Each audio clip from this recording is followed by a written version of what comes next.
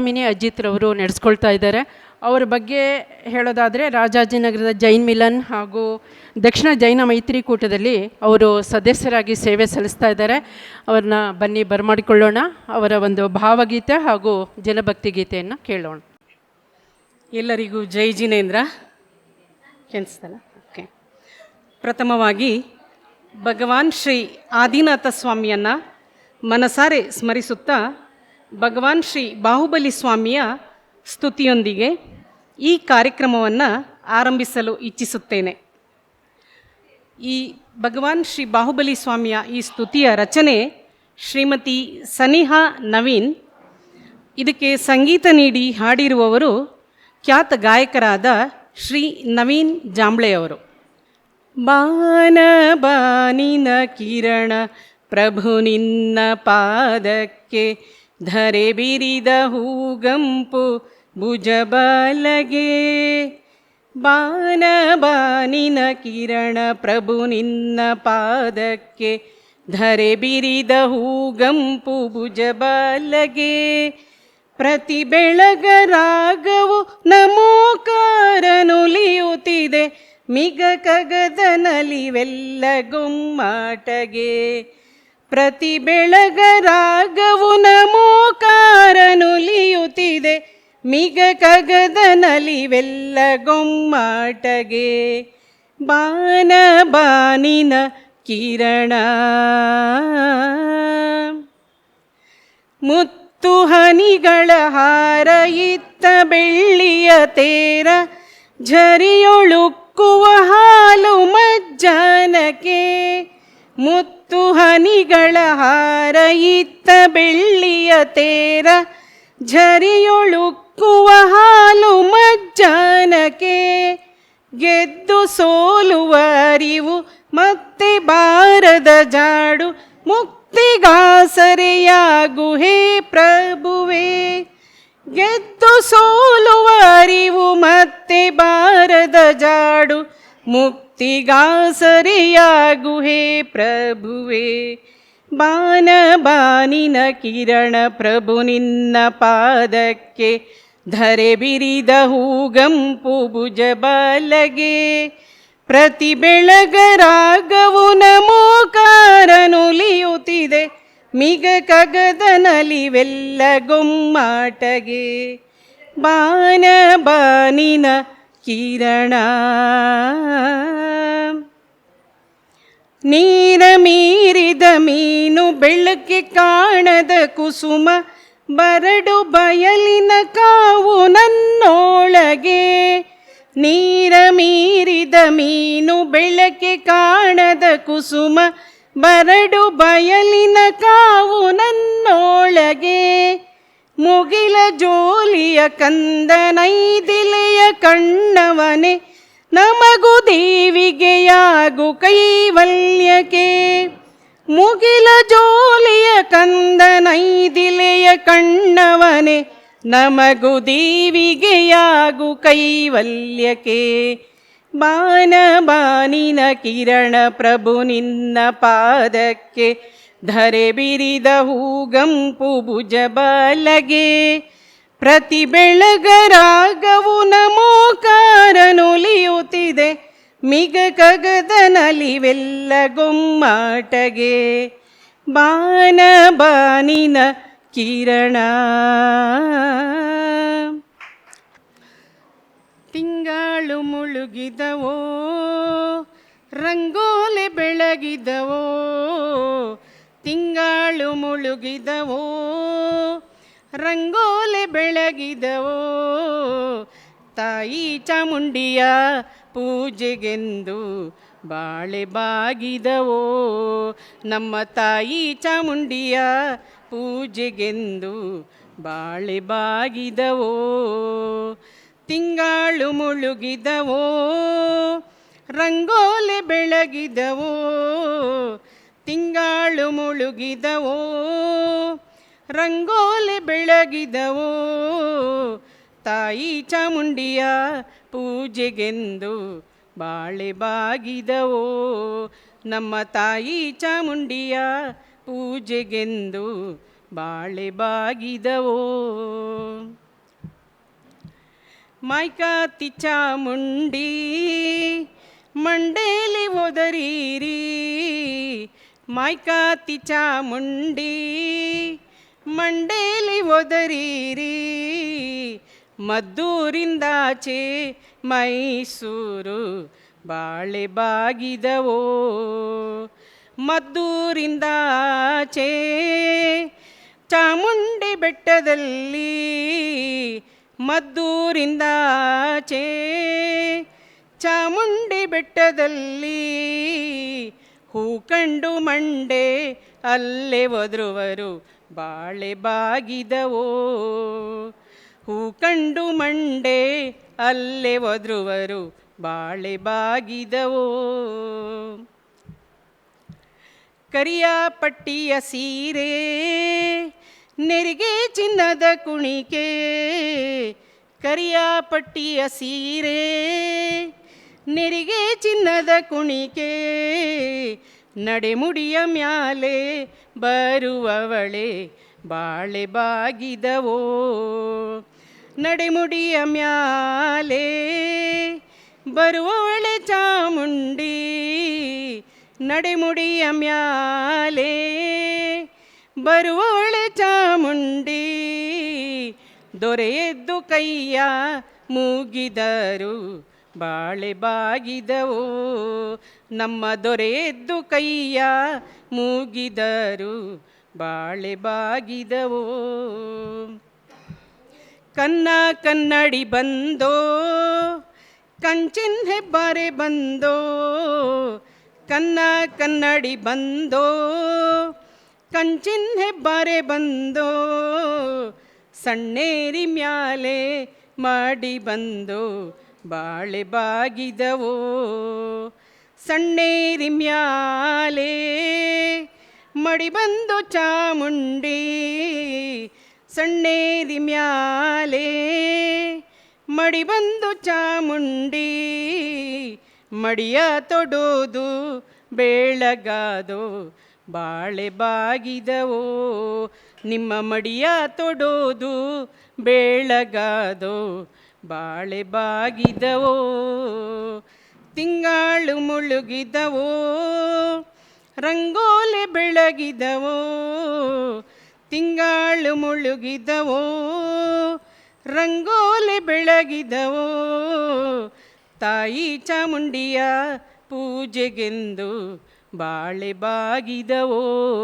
ನಮ್ಮ ತಾಯಿ ಚಾಮುಂಡಿಯ ಪೂಜೆಗೆಂದು ಬಾಳೆ ಬಾಗಿದವೋ, ಬಾಳೆ ಬಾಗಿದವೋ, ಬಾಳೆ ಬಾಗಿದವೋ.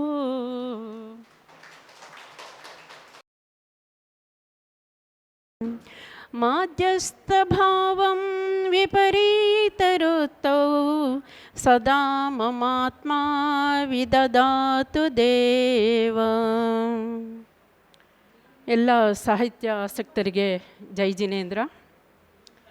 ಜೈನ್ ಮಿಲನ್ ಬೆಂಗಳೂರು ಸೆಂಟ್ರಲ್ ಹಾಗೂ ಶ್ರೀ ಚಕ್ರೇಶ್ವರಿ ಮಹಿಳಾ ಸಮಾಜ ಬೆಂಗಳೂರು ಈ ಸಂಸ್ಥೆಗಳಿಂದ ಆಯೋಜಿಸಲ್ಪಡುತ್ತಿರುವ ಜೈನ ಸಾಹಿತ್ಯ ಸಿರಿಯ ಯಶಸ್ವಿ 7ನೇ ಒಂದು ಮಾಲಿಕೆಗೆ ನಾವು ಇಲ್ಲೆಲ್ಲ ಸೇರಿದ್ದೇವೆ. ಈ ಕಾರ್ಯಕ್ರಮದಲ್ಲಿ ವಿಶೇಷ ಉಪನ್ಯಾಸ ನೀಡಲು ಆಗಮಿಸಿರುವ ಶ್ರೀಮತಿ ಡಾಕ್ಟರ್ MS ಆಶಾದೇವಿಯವರು, ಹಿರಿಯ ವಿಮರ್ಶಕಿ ಬೆಂಗಳೂರು, ಅವರನ್ನು ನಾನು ವೇದಿಕೆ ಮೇಲೆ ಬರಬೇಕು ಅಂತ ಹೇಳಿ ವಿನಂತಿ ಮಾಡ್ಕೊಳ್ತಾ ಇದ್ದೀನಿ. ಶ್ರೀಮತಿ MS ಆಶಾದೇವಿ. ಹಾಗೆ ಈ ದಿನದ ಕಾರ್ಯಕ್ರಮದ ಪ್ರಾಯೋಜಕರು ಹಾಗೂ ಅಧ್ಯಕ್ಷರು ಆಗಿರುವ ಶ್ರೀಯುತ ವಿಮುಖ್ ಜೈನ್ ಹಾಗೂ ಶ್ರೀಮತಿ ಶೋಭಾ ವಿಮುಖ್ ಜೈನ್ರವರನ್ನು ಕೂಡ ನಾನು ವೇದಿಕೆ ಮೇಲೆ ಆಹ್ವಾನಿಸ್ತಾ ಇದ್ದೀನಿ. ದಯವಿಟ್ಟು ಅವರು ವೇದಿಕೆ ಮೇಲೆ ಬರಬೇಕು ಅಂಥೇಳಿ ವಿನಂತಿ. ಹಾಗೂ ಶ್ರೀಮತಿ ಮಮತಾ ಕಾಂತರಾಜ್ ಅಧ್ಯಕ್ಷರು ಜೈನ್ ಮಿಲನ್ ಬೆಂಗಳೂರು ಸೆಂಟ್ರಲ್, ಅವರು ಕೂಡ ವೇದಿಕೆಯನ್ನು ಆಸೀನಿಸಬೇಕಂತ ಹೇಳಿ ನಾನು ವಿನಂತಿ ಮಾಡ್ಕೊಳ್ತಾ ಇದ್ದೇನೆ. ಹಾಗೆ ಶ್ರೀಮತಿ ನಾಗಶ್ರೀ ಮುಪ್ಪಾನೆ ಅಧ್ಯಕ್ಷರು ಚಕ್ರೇಶ್ವರಿ ಮಹಿಳಾ ಸಮಾಜ ಬೆಂಗಳೂರು, ಅವರು ಬಂದಿಲ್ಲ ಅಂತ ಕಾಣಿಸುತ್ತೆ, ಅವ್ರಿಗೂ ನಾವು ಈ ಕಾರ್ಯಕ್ರಮದ ಮೊಟ್ಟ ಮೊದಲಿಗೆ ಪ್ರಾರ್ಥನೆಯೊಂದಿಗೆ ನಾವು ಶುರು ಮಾಡೋಣ. ಪ್ರಾರ್ಥನೆ ಈಗ ಶ್ರುತಾ ತಂಡ ಅವರಿಂದ ಮಕ್ಕಳು ಚಾರ್ವಿ ಜೈನ್, ತಮನ್ನಾ ಪಾಯಪ್ಪನವರ್ ಹಾಗೂ ಸನ್ನಿಧಿ ಗುಮಾಜ್ ಇವರಿಂದ ಪ್ರಾರ್ಥನೆ. ವಿಕಸಿತ ಮಾಡೆನ್ನಾಂತರ್ಯವನು ಅಂತರ್ಯಾಮಿಯೇ ಅಂತರ್ಯಾಮಿಯೇ ವಿಕಸಿತ ಮಾಡೆನ್ನಾಂತರ್ಯವನು ಅಂತರ್ಯಾಮಿಯೇ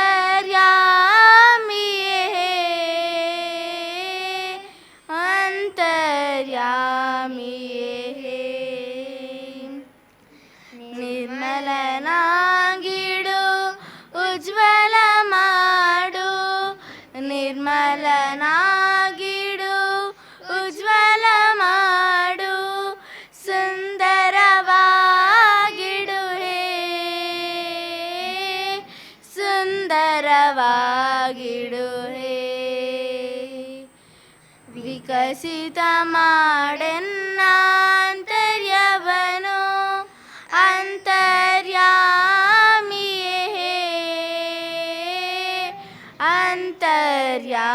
ಅಂತರ್ಯಾಮಿಯೇ ಜಾಗೃತನಾಗಿಡು ಉದ್ಧಾರ ಮಾಡು ಜಾಗೃತನಾಗಿಡು ಉದ್ಧಾರ ಮಾಡು ನಿರ್ಭಯನಾಗಿಡು ಹೇ ನಿರ್ಭಯನಾಗಿಡು ಹೇ ಸನ್ಮಂಗಳ ಕೊಡು ನಿರಾಲಸನಾಗಿಡು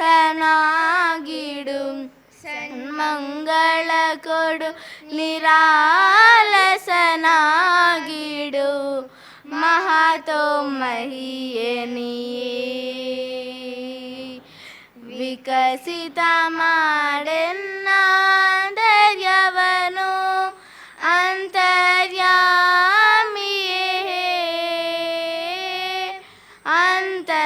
ಅಂತರ್ಯಾಮಿಯೇ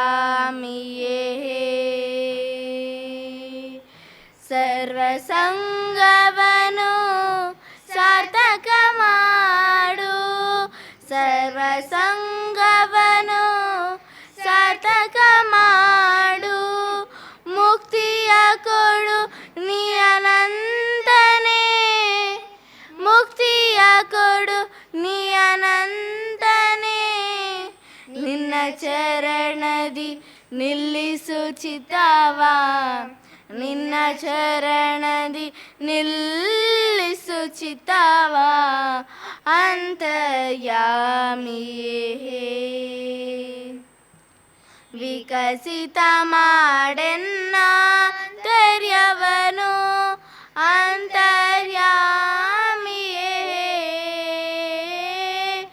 ಅಂತರ್ಯಾಮಿಯೇ ನಿರ್ಮಲನಾಗಿಡು ಉಜ್ವಲ ಮಾಡು ನಿರ್ಮಲನಾಗಿಡು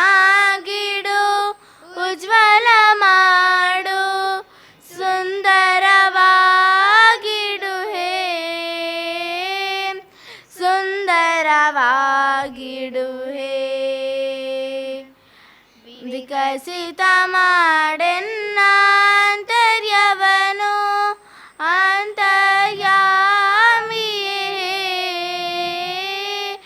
ಅಂತರ್ಯಾಮಿಯೇ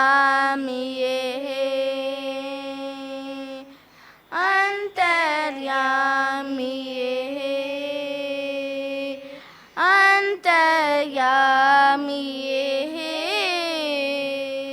ನಿತ್ಯ ಸಿರಿಯ 7ನೇ ಮಾಸಿಕ ಉಪನ್ಯಾಸ ಮಾಲಿಕೆ. ಈ ಕಾರ್ಯಕ್ರಮಕ್ಕೆ ಆಗಮಿಸಿರುವ ಎಲ್ಲರಿಗೂ ಹೃತ್ಪೂರ್ವಕ ಸ್ವಾಗತ ಬಯಸುತ್ತೇನೆ. ಇಂದಿನ ಕಾರ್ಯಕ್ರಮದ ವಿಶೇಷ ಉಪನ್ಯಾಸಕಿಯಾಗಿ ಆಗಮಿಸಿರುವ ಡಾಕ್ಟರ್ MS ಆಶಾದೇವಿಯವರು ಪ್ರಾಧ್ಯಾಪಕಿ, ಹಿರಿಯ ವಿಮರ್ಶಕಿ, ಲೇಖಕಿ ಮತ್ತು ಅಂಕಣಗಾರ್ತಿ. ಡಾಕ್ಟರ್ MS ಆಶಾದೇವಿಯವರಿಗೆ ಈ ಕಾರ್ಯಕ್ರಮಕ್ಕೆ ಸ್ವಾಗತ ಬಯಸುತ್ತೇನೆ. ಇಂದಿನ ಉಪನ್ಯಾಸವೇ ಬಹಳ ವಿಶಿಷ್ಟವಾದದ್ದು. ನಮ್ಮ ಕನ್ನಡ ಭಾಷೆ, ನಾಡು, ನುಡಿ ಮತ್ತು ಕನ್ನಡಿಗರನ್ನು ಸೊಗಸಾಗಿ ವರ್ಣಿಸಿರುವ ಶ್ರೀ ವಿಜಯನ ಕವಿರಾಜ ಮಾರ್ಗ ಇಂತಹ ವಿಶೇಷ ಪುರಾತನ ಗ್ರಂಥದ ಬಗ್ಗೆ ಡಾಕ್ಟರ್ ಆಶಾದೇವಿಯವರಿಂದ ಉಪನ್ಯಾಸ ಆಲಿಸಲು ಎಲ್ಲರೂ ಉತ್ಸುಕರಾಗಿದ್ದೇವೆ. ವೇದಿಕೆಯ ಮೇಲೆ ಆಸೀನರಾಗಿರುವ ಈ ಕಾರ್ಯಕ್ರಮದ ಅಧ್ಯಕ್ಷತೆ ವಹಿಸಿರುವ ಮತ್ತು ಕಾರ್ಯಕ್ರಮದ ಅತಿಥೇಯರಾದ ಶ್ರೀ ವಿಮುಕ್ ಜೈನ್ ಮತ್ತು ಶ್ರೀಮತಿ ಶೋಭಾ ವಿಮುಕ್ ಜೈನ್ ಅವರಿಗೆ ಆತ್ಮೀಯ ಸ್ವಾಗತ ಬಯಸುತ್ತೇನೆ. ಈ ಕಾರ್ಯಕ್ರಮಕ್ಕೆ ಸ್ಥಳಾವಕಾಶ ನೀಡಿ ಅಚ್ಚುಕಟ್ಟಾಗಿ ವ್ಯವಸ್ಥೆ ಮಾಡುತ್ತಿರುವ ಮಹಿಳಾ ಸಮಾಜದ ಅಧ್ಯಕ್ಷೆ ಶ್ರೀಮತಿ ನಾಗಶ್ರೀ ಮುಪ್ಪಾನೆ ಅವರಿಗೂ, ಸಮಾಜದ ಪದಾಧಿಕಾರಿಗಳಿಗೂ, ಕಾರ್ಯಕಾರಿ ಸಮಿತಿಯ ಸದಸ್ಯರೆಲ್ಲರಿಗೂ ಸ್ವಾಗತ ಬಯಸುತ್ತೇನೆ. ಕಾರ್ಯಕ್ರಮಕ್ಕೆ ಆಗಮಿಸಿರುವ ಎಲ್ಲ ಗಣ್ಯರಿಗೂ, ಪ್ರತಿ ಮಾಸಿಕ ಉಪನ್ಯಾಸಕ್ಕೆ ಆಗಮಿಸಿ ಆಸಕ್ತಿಯಿಂದ ಆಲಿಸಿ ಪ್ರೋತ್ಸಾಹಿಸುತ್ತಿರುವ ಎಲ್ಲ ಸಾಹಿತ್ಯಾಸಕ್ತರಿಗೂ ಹೃತ್ಪೂರ್ವಕ ಸ್ವಾಗತ ಬಯಸುತ್ತೇನೆ. ಕಾರ್ಯಕ್ರಮಕ್ಕೆ ಮಾಧ್ಯಮ ಸಹಯೋಗ ನೀಡುತ್ತಿರುವ ರತ್ನತ್ರಯ ಕ್ರಿಯೇಷನ್ಸ್ನ ಡಾಕ್ಟರ್ ನೀರಜಾ ನಾಗೇಂದ್ರ ಅವರಿಗೂ, ಯೂಟ್ಯೂಬ್ನ ತಾಂತ್ರಿಕ ವರ್ಗದವರಿಗೂ ಸ್ವಾಗತ ಬಯಸುತ್ತೇನೆ.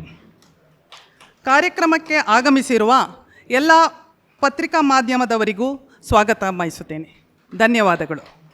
ಡಾಕ್ಟರ್ MS ಆಶಾದೇವಿ ಕನ್ನಡ ಸಾಹಿತ್ಯ ಲೋಕದ ಪ್ರಮುಖ ವಿಮರ್ಶಕಿ, ಸಂಶೋಧಕಿ, ಲೇಖಕಿ ಮತ್ತು ಪ್ರಾಧ್ಯಾಪಕಿ ಆದ ಇವರು ಮೂಲತಃ ದಾವಣಗೆರೆಯವರು.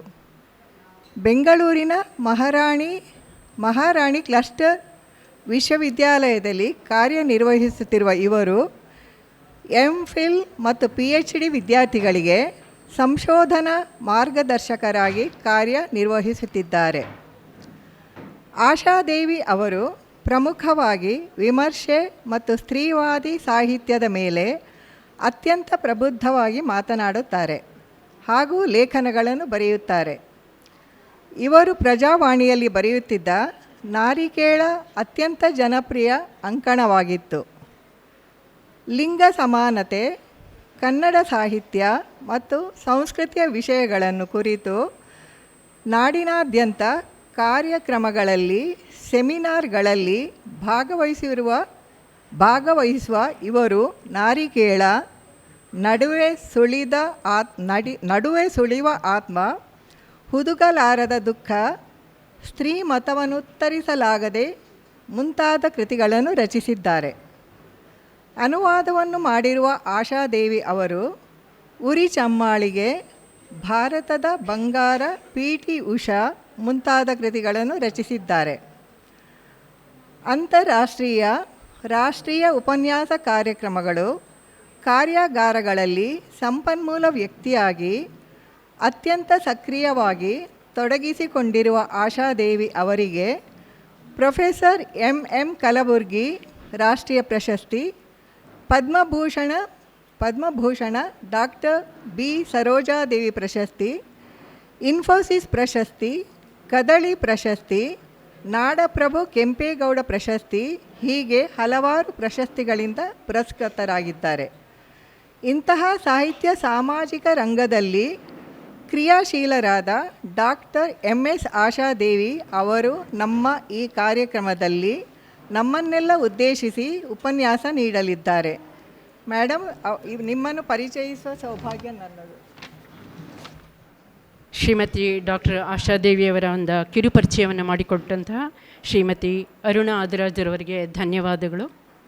ಈಗ ನಾವು ಕಾರ್ಯಕ್ರಮದ ಮುಖ್ಯ ಘಟ್ಟಕ್ಕೆ ಬರ್ತಾ ಇದ್ದೇವೆ.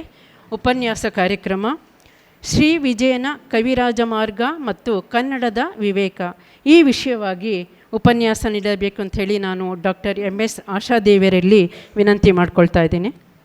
ಕನ್ನಡ ಭಾಷೆ ಎಷ್ಟು ಸುಂದರವಾದದ್ದು ಅಂತ ಗೊತ್ತಿದೆ ನಮಗೆ, ಎಷ್ಟು ಶಕ್ತಿಯುತವಾದದ್ದು ಅಂತ ನಮಗೆ ಗೊತ್ತಿದೆ. ಆದರೆ ಇವತ್ತು ನಾನು ಹೇಳಕ್ಕೆ ಪ್ರಯತ್ನ ಪಡ್ತಿರೋದು ಯಾವುದನ್ನು ಅಂತಂದರೆ, ಈ ಭಾಷೆಗಿರುವ ಚೆಲುವು, ಅದಕ್ಕಿಂತ ಹೆಚ್ಚಿನ ಚೆಲುವು ಯಾವುದಕ್ಕಿದೆ ಅಂತಂದರೆ ಕನ್ನಡದ ವಿವೇಕಕ್ಕಿದೆ ಅಂತ. ವಿವೇಕ ಅಂದರೆ ಏನು ಅಂತ ನಮಗೆಲ್ರಿಗೂ ಗೊತ್ತಿದೆ ಅಲ್ವಾ? ಪಾಪಮಿದು ಪುಣ್ಯಮಿದು, ಹಿತಮಿದು ಅಹಿತಮಿದು, ಯಾವುದು ಒಳ್ಳೆಯದ್ದು ಯಾವುದು ಕೆಟ್ಟದ್ದು ಅನ್ನೋದನ್ನು ಯೋಚನೆ ಮಾಡುವ ಶಕ್ತಿಯನ್ನು, ಹಾಗೆ ಇದು ಸರಿ ಇದು ತಪ್ಪು ಅಂತ ಗೊತ್ತಾದ ಮೇಲೆ ಅದನ್ನು ಜೀವನದಲ್ಲಿ ಅಳವಡಿಸ್ಕೊಳ್ಳೋದಕ್ಕೆ ಬೇಕಾಗಿರುವ ಮನೋಬಲವನ್ನು, ಈ ಎಲ್ಲವನ್ನೂ ನಾವು ವಿವೇಕ ಅಂತ ಕರಿತೀವಿ ಅನ್ನೋದಾದರೆ,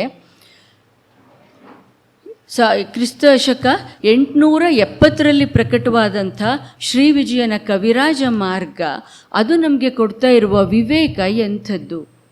ಯಾಕೆ ಆ ಕಾಲದ ವಿವೇಕ ಈ ಹೊತ್ತಿಗೆ ಇನ್ನೂ ಹೆಚ್ಚು ಮುಖ್ಯವಾದದ್ದು ಅಂತ ನಮಗೆ ಅನಿಸುತ್ತೆ. ಬೇಂದ್ರೆ ಒಂದು ಕಡೆಯಲ್ಲಿ ಹೇಳ್ತಾರೆ, ವಿಶ್ವದೊಳ್ನುಡಿಯಾಗಿ ಕನ್ನಡವ ಕನ್ನಡಿಸುತ್ತಿರಬೇಕು ಅಂತ. ವಿಶ್ವದ ಒಳ್ನುಡಿಯಾಗಿರಬೇಕು ಕನ್ನಡ ಅಂತ. ಇಡೀ ವಿಶ್ವಕ್ಕೆ ಒಳ್ಳೆಯ ನುಡಿಯಾಗಿ, ಒಳ್ಳೆಯ ವಿವೇಕವಾಗಿ, ಒಳ್ಳೆಯ ಒಂದು ಲೋಕದರ್ಶನವಾಗಿ ಕನ್ನಡ ಇರಬೇಕು ಅನ್ನುವ ಆಶಯವನ್ನು ಬೇಂದ್ರೆ ಏನು ಹೇಳ್ತಾರಲ್ಲ, ಆ ಆಶಯದ ಒಂದು ಸಾಕಾರ ರೂಪ ಅನ್ನುವ ಹಾಗೆ ನನಗೆ ಕವಿರಾಜ ಮಾರ್ಗ ಕಾಣುತ್ತೆ. ಇವತ್ತಿನ ನಮ್ಮ ಸಮಕಾಲೀನ ಜಗತ್ತು ಹೇಗಿದೆ ಅನ್ನೋದು ನಮಗೆಲ್ಲರಿಗೂ ಗೊತ್ತಿದೆ ಅಲ್ವಾ? ನಮಗೆಲ್ಲರಿಗೂ ಅನುಭವಕ್ಕೆ ಬರ್ತಾ ಇರುವ ಕೆಲವು ಸತ್ಯಗಳು ಯಾವುದು ಅಂದರೆ, ಈ ನಮ್ಮ ಕಾಲದಲ್ಲಿ ನಾವು ಎದುರಾಗ್ತಾ ಇರುವಂಥ ಅಸಹಿಷ್ಣುತೆ ಇದೆಯಲ್ಲ, ಒಬ್ಬರನ್ನ ಕಂಡ್ರೆ ಇನ್ನೊಬ್ಬರಿಗೆ ಆಗದೇ ಇರುವ, ಅದು ಜಾತಿಯದ್ದಿರ್ಬೋದು, ಧರ್ಮದ್ದಿರ್ಬೋದು, ದೇಶದ್ದಿರಬಹುದು, ವರ್ಗದ್ದಿರಬಹುದು, ಲಿಂಗದ್ದಿರಬಹುದು, ಯಾವುದೂ ಇರಬಹುದು. ಜಗತ್ತನ್ನು ಇವತ್ತು ಒಡೆದ ಹಾಗೆ ಇನ್ಯಾವತ್ತೂ ನಾಗರಿಕತೆಯಲ್ಲಿ ಒಡೆದಿರಲಿಲ್ಲ ಅಂತ ಅನಿಸುತ್ತೆ. ನಾವು ಅಂದ್ಕೊಳ್ತೀವಿ ಇದು ಜಾಗತೀಕರಣ, ಇಡೀ ಜಗತ್ತೇ ಒಂದು ಹಳ್ಳಿ ಆಗಿಬಿಟ್ಟಿದೆ ಅಂತೆಲ್ಲ ನಾವು ಅಂದ್ಕೊಂಡಿದ್ದೀವಲ್ಲ, ಅದೆಲ್ಲ ಎಷ್ಟು ಸುಳ್ಳು ಅನ್ನೋದು ನಮಗೆ ಗೊತ್ತಿದೆಯಲ್ಲ. ಮನುಷ್ಯರ ಕೊನೆಯೇ ಇಲ್ಲದೆ ಇರುವ ಅಹಂಕಾರ ಮತ್ತು ಅಜ್ಞಾನದಲ್ಲಿ ನಾವು ನಡೆಸ್ತಾ ಇರುವ ಹಿಂಸೆ ಇದೆಯಲ್ಲ, ಆ ಹಿಂಸೆಯೇ ಮೂಲವಾದಂಥ ಯುದ್ಧಗಳೇನಿದ್ದಾವೆ, ಮನುಷ್ಯರ ಅವಿವೇಕವೇ ಮೂಲವಾಗಿರುವಂಥ ಘರ್ಷಣೆಗಳೇನಿದ್ದಾವೆ, ಅವೆಲ್ಲವೂ ಕೂಡ ಇವತ್ತು ಇಡೀ ಮಾನವ ಕುಲವನ್ನೇ ಒಂದು ದುರಂತದ ಕಡೆಗೆ ಕರ್ಕೊಂಡು ಹೋಗ್ಬಿಡ್ತಾ ಇದೆಯೇನೋ ಅನ್ನುವ ಆತಂಕದಲ್ಲಿ ನಾವೆಲ್ಲರೂ ಇರೋವಾಗ ಶ್ರೀ ವಿಜಯ ನಮಗೆ ಯಾಕೆ ಮುಖ್ಯ ಆಗ್ತಾನೆ? ಶ್ರೀ ವಿಜಯನ ವಿವೇಕ ಇದೆಯಲ್ಲ, ಆ ವಿವೇಕವನ್ನು ನಾನು ಏನಂತ ಕರಿತೀನಿ ಅಂದರೆ, ಯಾವುದನ್ನು ನಾವು ಕನ್ನಡ ಲೋಕದ ವಿವೇಕ ಅಂತ ಕರಿತೀವಿ, ಕನ್ನಡ ಜಗತ್ತಿನ, ಕನ್ನಡ ಮನಸ್ಸಿನ ವಿವೇಕ ಅಂತ ಕರಿತೀವಿ, ಅದರ ಮೂಲ ಧಾತು ಎಲ್ಲಿದೆ ಅಂದರೆ ಕವಿರಾಜ ಮಾರ್ಗದಲ್ಲಿದೆ ಅಂತ ನಾನು ಹೇಳ್ತೀನಿ. ಆಮೇಲೆ ನಮ್ಮಲ್ಲಿ ವಚನಕಾರರು ಬಂದರು, ಕೀರ್ತನಕಾರರು ಬಂದರು, ಅದ್ಭುತವಾದ ಲೇಖಕರು ಎಲ್ಲರೂ ಬಂದಿದ್ದಾರೆ. ಇವತ್ತು ನಾವು ಬಹಳ ಹೆಮ್ಮೆಯಿಂದ ಹೇಳ್ಕೊಳ್ತೀವಲ್ಲ, 8 ಜ್ಞಾನಪೀಠ ಬಂದಿದೆ ಕನ್ನಡಕ್ಕೆ ಅಂತೆಲ್ಲ. ಅದೆಲ್ಲ ಸುಮ್ಮನೆ ಬಂದಿರೋದಲ್ಲ, ಅದೆಲ್ಲವೂ ಕೂಡ ನಮ್ಮ ಪರಂಪರೆ ಏನಿದೆ, ಆ ಮಣ್ಣಿನ ಗುಣ ಏನಿದೆ, ಆ ಮಣ್ಣಿನ ಗುಣದ ಶಕ್ತಿಯಿಂದ ಅವೆಲ್ಲವೂ ನಮಗೆ ಬಂದಿರುವಂಥದ್ದು. ಕನ್ನಡದ ಮಣ್ಣಿನ ಗುಣ ಯಾವುದು ಅನ್ನೋದನ್ನು ಕವಿರಾಜ ಮಾರ್ಗಕಾರ ಹೇಳ್ತಾನೆ ಅಂತ ನಾನು ತಿಳ್ಕೊಂಡಿದ್ದೀನಿ. ಕವಿರಾಜ ಮಾರ್ಗಕಾರನ ಅನೇಕ ವಿಷಯಗಳನ್ನು ಎಷ್ಟು ಸಾಧ್ಯವೋ ಅಷ್ಟು ಸಂಕ್ಷಿಪ್ತವಾಗಿ ಹೇಳೋದಕ್ಕೆ ಪ್ರಯತ್ನ ಪಡ್ತೀನಿ.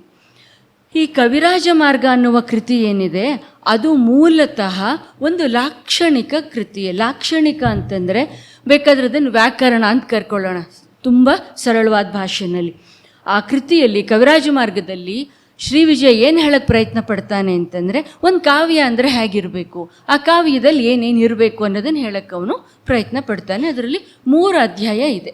ಅದರಲ್ಲಿ ಅವನು ಮೊದಲನೇದು ಹೇಳೋದೇನು ಅಂದರೆ ದೋಷಾದೋಷ ನಿರ್ಣಯ.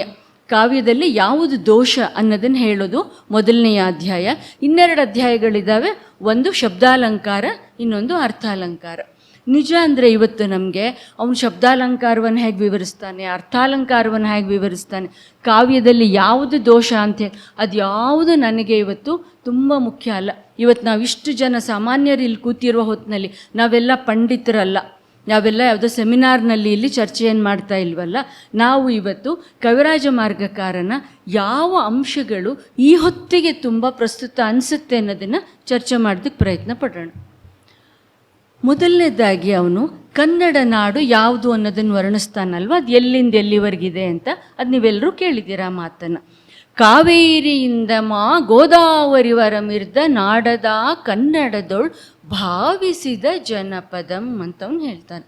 ಕಾವೇರಿಯಿಂದ ಗೋದಾವರಿವರೆಗೂ ಇತ್ತು ಅಂತ ಒಂದು ನಾಡಿನ ಭೌಗೋಳಿಕ ವಿಸ್ತೀರ್ಣವನ್ನು ಅವನು ಹೇಳ್ತಾ ಇದ್ದಾನೆ. ಎಲ್ಲಿಂದಿತ್ತು? ಕಾವೇರಿಯಿಂದ ಗೋದಾವರಿ ತನಕ ಇತ್ತು ಅಂತ. ಅದನ್ನು ಹೇಳ್ತಾ ಅವನು ಕೊನೆಯಲ್ಲಿ ಹೇಳುವ ಮಾತಿದೆ ನೋಡಿ, ಭಾವಿಸಿದ ಜನಪದಂ. ಒಂದು ಸಮುದಾಯವನ್ನು, ಒಂದು ಭಾಷಿಕ ಸಮುದಾಯವನ್ನು ಯಾವುದು ಒಗ್ಗೂಡಿಸುತ್ತೆ? ಇಲ್ಲಿಂದ ಇಷ್ಟು ಕಿಲೋಮೀಟ್ರು ದಕ್ಷಿಣಕ್ಕೆ, ಇಷ್ಟು ಕಿಲೋಮೀಟ್ರು ಉತ್ತರಕ್ಕೆ, ಇಷ್ಟು ಕಿಲೋಮೀಟ್ರ್ ಪೂರ್ವಕ್ಕೆ, ಇಷ್ಟು ಕಿಲೋಮೀಟ್ರ್ ಪಶ್ಚಿಮಕ್ಕೆ ಅಂತ ಗಡಿಗಳನ್ನ ಹಾಕ್ಕೊಂಡಿದ್ದೀವಲ್ವ ನಾವು ಭಾಷಾವಾರು ಪ್ರಾಂತ್ಯಗಳನ್ನ ಕಟ್ಟಿದಾಗ. ಅದೇನಾದರೂ ಇವತ್ತಿಗಾದರೂ ಬಗೆಹರಿದಿದೆಯಾ? ಗಡಿನಾಡಿನ ವಿವಾದಗಳು, ಅದು ಈ ಕಡೆ ಬಳ್ಳಾರಿ ಕಡೆದಿರ್ಬೋದು, ಈ ಕಡೆ ಕಾಸರಗೋಡಿಂದಿರ್ಬೋದು, ಈ ಕಡೆ ಬೆಳಗಾಂದಿರ್ಬೋದು, ಅವೇನು ಇಲ್ಲಿ ತನಕ ಬಗೆಹರಿದಿಲ್ಲ. ಆದರೆ ಕವಿರಾಜ ಮಾರ್ಗಕಾರ ಹೇಳ್ತಿದ್ದಾನೆ, ಸ್ವಾಮಿ ಅದಲ್ಲ, ಒಂದು ನಾಡು ಅಂದರೆ ಯಾವುದು ಅಂದರೆ ಭಾವಿಸಿದ ಜನಪದ. ಯಾವುದನ್ನು ತುಂಬ ಮುಂದೆ 19ನೇ ಶತಮಾನದ ಕೊನೆಯಲ್ಲಿ ಮತ್ತು 20ನೇ ಶತಮಾನದಲ್ಲಿ ನಮ್ಮಲ್ಲಿ ವಿದ್ವಾಂಸರು ಯಾವುದನ್ನು ನಾವು ಒಂದು ಸಮುದಾಯ ಅಂತ ಕರಿತೀವಿ ಅನ್ನೋದಕ್ಕೆ ಅನೇಕ ವ್ಯಾಖ್ಯಾನಗಳನ್ನು ಕೊಟ್ಟರೋ, ಆ ವ್ಯಾಖ್ಯಾನವನ್ನು 8ನೇ ಶತಮಾನದಲ್ಲಿ ಕವಿರಾಜ ಮಾರ್ಗಕಾರ ಕೊಟ್ಟಿದ್ದಾನೆ. ಭಾವಿಸಿದ ಜನಪದ, ಒಂದು ಸಮುದಾಯವನ್ನು ರೂಪಿಸೋದು ನಮ್ಮ ಭಾವಲೋಕ, ನಮ್ಮ ಭಾವ ಜಗತ್ತು, ನಮ್ಮ ಭಾವನೆಗಳಿಂದ ನಾವು ಕನ್ನಡಿಗರು ಒಂದಾಗಿದ್ದೀವಲ್ವ. ಇಂಥದ್ದನ್ನು ಶ್ರೀ ವಿಜಯನಿಗೆ ಮಾತ್ರ ಹೇಳಕ್ಕೆ ಸಾಧ್ಯ. ಯಾಕೆ ಅಂತಂದರೆ ಶ್ರೀ ವಿಜಯನ ಕೃತಿಯ ಹೆಸರೇ ಏನು ಹೇಳಿ? ಕವಿರಾಜ ಮಾರ್ಗ. ಏನು ಕವಿರಾಜ ಮಾರ್ಗ? ನಡಿಬೇಕಾದ ರಾಜಮಾರ್ಗ ಯಾವುದು ಅನ್ನೋದನ್ನು ಇವನು ಶಬ್ದಾಲಂಕಾರ, ಅರ್ಥಾಲಂಕಾರ ಇಂಥ ಅಧ್ಯಾಯಗಳ ಮೂಲಕ ಹೇಳಕ್ಕೆ ಹೊರಟಿದ್ದಾನೆ. ಇದು ಹೆದ್ದಾರಿ, ನೀವು ಕವಿಗಳು ಹೋಗಬೇಕಾಗಿರೋದು ಅನ್ನೋದನ್ನು ಅವನು ಹೇಳ್ತಾ ಇದ್ದಾನೆ ಅಂತ.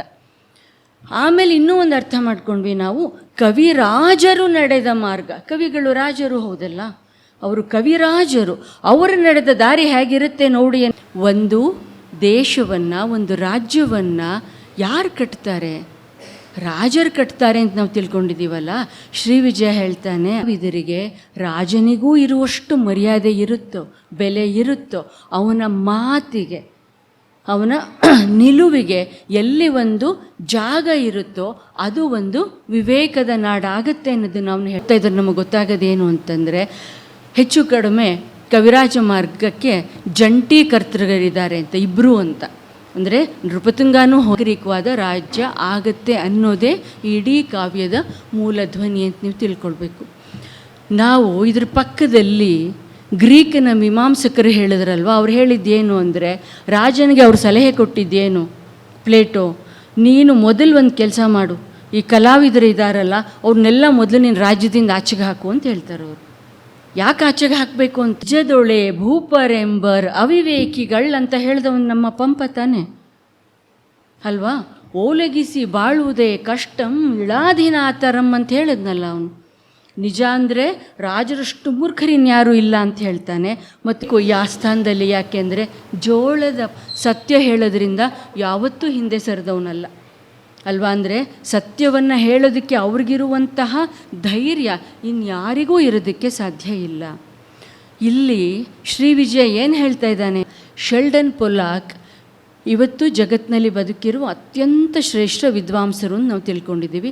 ಜಾಗತಿಕ ಸಾಹಿತ್ಯವನ್ನು ಅವ್ರ ಹಾಗೆ ತಿಳಿದವರು ಮತ್ತೊಬ್ಬರಿಲ್ಲ ಅಂತ ಶೆಲ್ಡನ್ ಪೊಲಾಕ್. ಆ ಶೆಲ್ಡನ್ ಪೊಲಾಕ್ ಇವಾಗ ಮೂರ್ತಿ ಸಿರೀಸ್ ಆಫ್ ಕ್ಲಾಸಿಕ್ಸ್ ಅಂತ ಬರ್ತಾ ಇದೆಯಲ್ಲ, ಶೆಲ್ಡನ್ ಪೊಲಾಕ್ ಒಟ್ಟೊಟ್ಟಿಗೆ ಕೆಲಸ ಮಾಡ್ತಾಯಿದ್ರು. ಡಿ ಆರ್ ನಾಗರಾಜ್ ಜೊತೆನಲ್ಲಿ ಮಾತಾಡ್ತಾ ಒಂದ್ಸಲ ಶೆಲ್ಡನ್ ಪೊಲಾಕ್ ಹೇಳ್ತಾರೆ, ನಾಗರಾಜ್, ಇಡೀ ಜಗತ್ತಿನಲ್ಲಿ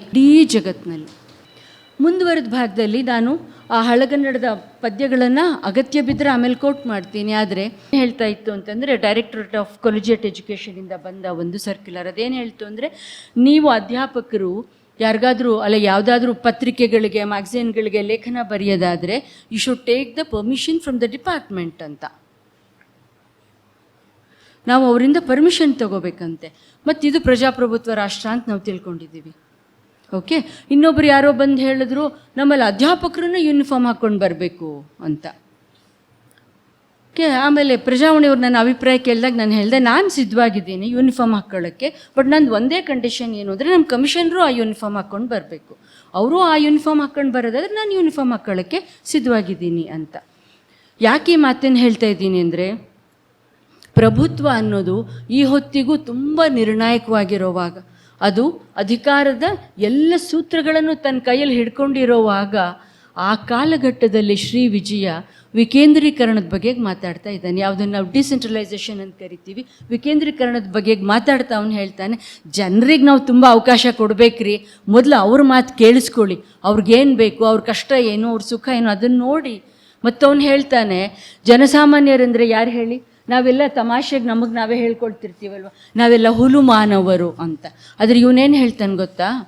ಚದುರರ್ ಆ ನಾಡವರ್ಗಳ್ ವಿವೇಕಿಗಳ್. ನಾಡವರ್ಗಳ್ ಯಾರು? ನಾಡವರ್ಗಳ್ ಅಂದರೆ ಕನ್ನಡ ನಾಡಿನ ಜನ ಇದ್ದಾರಲ್ಲ ಪಂಡಿತರಲ್ಲ, ಆಸ್ಥಾನದಲ್ಲಿರುವಂಥ ಕವಿಗಳಲ್ಲ. ಅವನು ಹೇಳ್ತಾ ಇರೋದು ನಾಡವರ್ಗಳ್, ಇಡೀ ಕನ್ನಡದ ಜನ ಸಮುದಾಯ ಏನಿದೆ ಅವರು ವಿವೇಕಿಗಳು. ನೀವು ಅವರನ್ನೆಲ್ಲ ಬುದ್ಧಿಗೇಡಿಗಳು ಅಂತ ತಿಳ್ಕೊಂಡು ಅವ್ರಿಗೇನು ಗೊತ್ತಾಗಲ್ಲ ಅಂತ ತಿಳ್ಕೊಂಡಿದ್ದೀರಲ್ಲ, ಅಲ್ಲ, ಅವರು ವಿವೇಕಿಗಳು, ಚತುರರ್. ಅವ್ರಿಗೆ ಗೊತ್ತಿದೆ, ಅವರು ವಿವೇಕಿಗಳು, ಬುದ್ಧಿವಂತರು, ಚತುರರು, ಎಲ್ಲವೂ ಗೊತ್ತಿದೆ. ಎಷ್ಟರ ಮಟ್ಟಿಗೆ ಅವನು ವರ್ಣಿಸ್ತಾನೆ ಹೇಳಿ ಕನ್ನಡಿಗರನ್ನು? ಕುರಿತೋದದೆಯುಂ ಕಾವ್ಯ ಪ್ರಯೋಗ ಪರಿಣತಮತಿಗಳು. ಕುರಿತೋದದೆಯುಂ, ಅವ್ರಿಗೆಲ್ಲ ಅಕ್ಷರಾಭ್ಯಾಸ ಬರ್ತಿರ್ಲಿಲ್ಲ, ಅವ್ರಿಗೆ ಓದಕ್ಕೆ ಬರ್ತಿರ್ಲಿಲ್ಲ ಕಾವ್ಯವನ್ನು.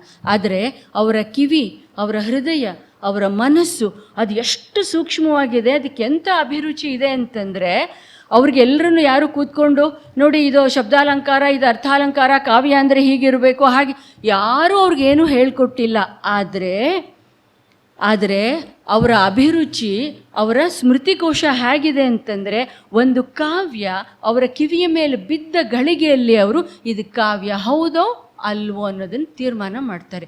ಕುರಿತೋದದೆಯುಂ, ಅವ್ರಿಗೆ ಓದಕ್ಕೆ ಬರಲ್ಲ, ಆದರೆ ಅವರ ಕಿವಿ ಎಷ್ಟು ಸೂಕ್ಷ್ಮವಾಗಿದೆ ಅಂತಂದರೆ ಅವ್ರಿಗೆ ಗೊತ್ತಾಗುತ್ತೆ ಇದು ಕಾವ್ಯ ಆಗಿದೆಯಾ ಆಗಿಲ್ವಾ ಅಂತ. ಗೊತ್ತಾಗೋದು ಮಾತ್ರ ಅಲ್ಲ, ಅವರು ಆ ಅಪ್ರಿಯವ ಸತ್ಯವನ್ನು ಇದು ಕಾವ್ಯ ಅಲ್ಲ ರೀ, ಇದು ಕಾವ್ಯ ಚೆನ್ನಾಗಿಲ್ಲ ರೀ ಅಂತ ಹೇಳೋದಕ್ಕೆ ಒಂದು ಚೂರು ಹಿಂದೆ ಮುಂದೆ ನೋಡೋದಿಲ್ವಂತೆ ಕನ್ನಡದ ಜನ. ಇದಲ್ವಾ ಕನ್ನಡದ ವಿವೇಕ? ಇದಲ್ವಾ ಕನ್ನಡಿಗರ ನಿಜವಾದ ಹೆಗ್ಗಳಿಕೆ? ಅಂದರೆ ಕನ್ನಡಿಗರಿಗೆ ಆ ಬಗೆಯ ಸೂಕ್ಷ್ಮವಾದ ಕಲಾಭಿರುಚಿ ಇದೆ, ಆ ಸಂವೇದನೆ ಇದೆ ಅನ್ನೋದನ್ನು ಕವಿರಾಜ ಮಾರ್ಗಕಾರ ಹೇಳ್ತಾ ಇದ್ದಾನೆ. ಅದನ್ನು ಹೇಳಬೇಕಾದ ಅಗತ್ಯವನ್ನು ಯಾಕೆ ಕಂಡುಕೊಂಡ ಕವಿರಾಜ ಮಾರ್ಗಕಾರ? ಯಾಕೆ ಅವನಿಗೆ ಕನ್ನಡಿಗರನ್ನು ಹೀಗೆ ಆನ್ ಪಾರ್ ವಿತ್ ಎನಿ ಒನ್ ಎಲ್ಸ್, ನೀವು ಯಾವ ಪಂಡಿತರನ್ನು, ಯಾವ ಜಗತ್ತಿನ ಶ್ರೇಷ್ಠ ಕವಿಗಳ ಬಗ್ಗೆ ಮಾತಾಡ್ತಿದ್ದೀರೋ ಅವರ ಕಾವ್ಯವನ್ನು ಮೌಲ್ಯಮಾಪನ ಮಾಡಬಲ್ಲ, ಅದು ಕಾವ್ಯ ಆಗಿದೆಯೋ ಆಗಿಲ್ವೋ, ಅದು ಒಳ್ಳೆ ಕಾವ್ಯನೋ ಕೆಟ್ಟ ಕಾವ್ಯನೋ, ಇದನ್ನು ಹೇಳುವ ಶಕ್ತಿ ಕನ್ನಡದ ಜನಸಾಮಾನ್ಯರಿಗೂ ಇದೆ ಅನ್ನೋದನ್ನು ಯಾಕೆ ಹೇಳಬೇಕು ಅನ್ನಿಸ್ತಾ ಇದೆ ಶ್ರೀ ವಿಜಯನ್ಗೆ ಅಂದರೆ, ಅವರಿಗೂ ನೀವು ಒಂದು ರೋಲನ್ನು, ಒಂದು ಪಾತ್ರವನ್ನು ಕೊಡಬೇಕು ಇಡೀ ರಾಜ್ಯದಲ್ಲಿ ಅನ್ನೋದು ಅವನ ಇರಾದೆ ಆಗಿತ್ತು. ಪ್ರಜಾಪ್ರಭುತ್ವದಲ್ಲಿ ಈಗಲೂ ನಮ್ಗೆ ಅಭಿವ್ಯಕ್ತಿ ಸ್ವಾತಂತ್ರ್ಯದ ಬಗ್ಗೆ ನಾವು ಮಾತಾಡ್ತಿರುವ ಹೊತ್ತಿನಲ್ಲಿ ಯಾವ ಅರಸೊತ್ತಿಗೆಯ ಕಾಲದಲ್ಲಿ ಶ್ರೀ ವಿಜಯ ಇದ್ನೋ, ಯಾವ ಅಮೋಘ ವರ್ಷ ನೃಪತುಂಗನ ಆಸ್ಥಾನದಲ್ಲಿ ಅವನಿದ್ದ ಅಂತ ನಾವು ತಿಳ್ಕೊಂಡಿದ್ದೀವೋ, ಒಬ್ಬ ರಾಜನ ಎದುರಿಗೆ ಶ್ರೀ ವಿಜಯ ಜನಸಾಮಾನ್ಯರ ಹಕ್ಕನ್ನು ಎತ್ತಿ ಹಿಡಿತಾ ಇದ್ದಾನೆ, ಅವರ ಹಕ್ಕನ್ನು ಅವನು ಪ್ರತಿಪಾದಿಸ್ತಾ ಇದ್ದಾನೆ. ಅವರಿಗೂ, ಅವರ ಅಭಿಪ್ರಾಯಕ್ಕೂ, ಅವರ ನಿಲುವಿಗೂ, ಅವರ ಆಯ್ಕೆಗೂ, ಅವರ ಅಭಿರುಚಿಗೂ ನೀವು ಬೆಲೆ ಕೊಡಬೇಕು ಸ್ವಾಮಿ ಅನ್ನೋದನ್ನು ಅವನು ಹೇಳ್ತಾ ಇದ್ದಾನೆ. ಭಾಷಾ ಜನ ರಾಜತ್ರಯಿ, ಇಲ್ಲಿ ಭಾಷಾ ಅಂತ ಹೇಳ್ತಾ ಇರುವಾಗ ಅವನು ಸಂಸ್ಕೃತ ಭೂಯಿಷ್ಠವಾದ ಭಾಷೆಯ ಪರವಾಗಿದ್ನ ಅಂದರೆ ಖಂಡಿತ ಇಲ್ಲ.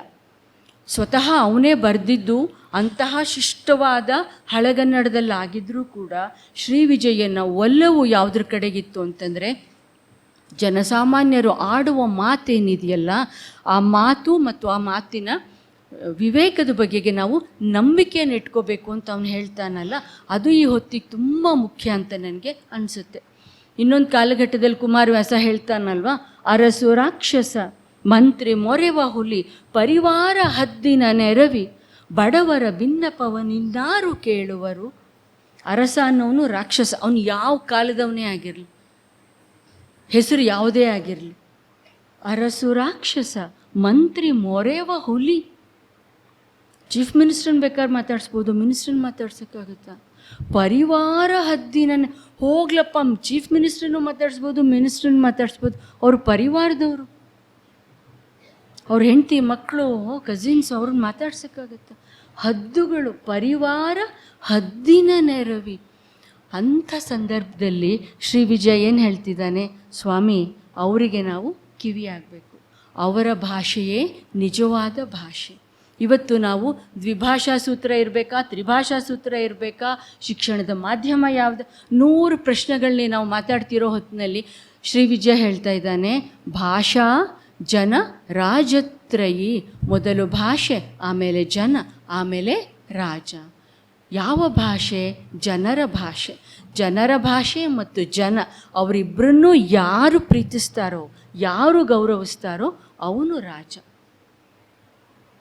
ಸೊ ಅವನು ಅರಸೊತ್ತಿಗೆಯ ಕಾಲದಲ್ಲಿ ಡಿಫೈನ್ ಮಾಡ್ತಾ ಇರುವ ಪ್ರಭುತ್ವದ ಸ್ಟೇಟಿನ ವ್ಯಾಖ್ಯಾನ ಏನಿದೆ ಅದು ಈ ಪ್ರಜಾಪ್ರಭುತ್ವದಲ್ಲಿ ಇನ್ನೂ ಹೆಚ್ಚು ಮುಖ್ಯ ಅಂತ ಅನಿಸುತ್ತಲ್ಲ ನಮಗೆ.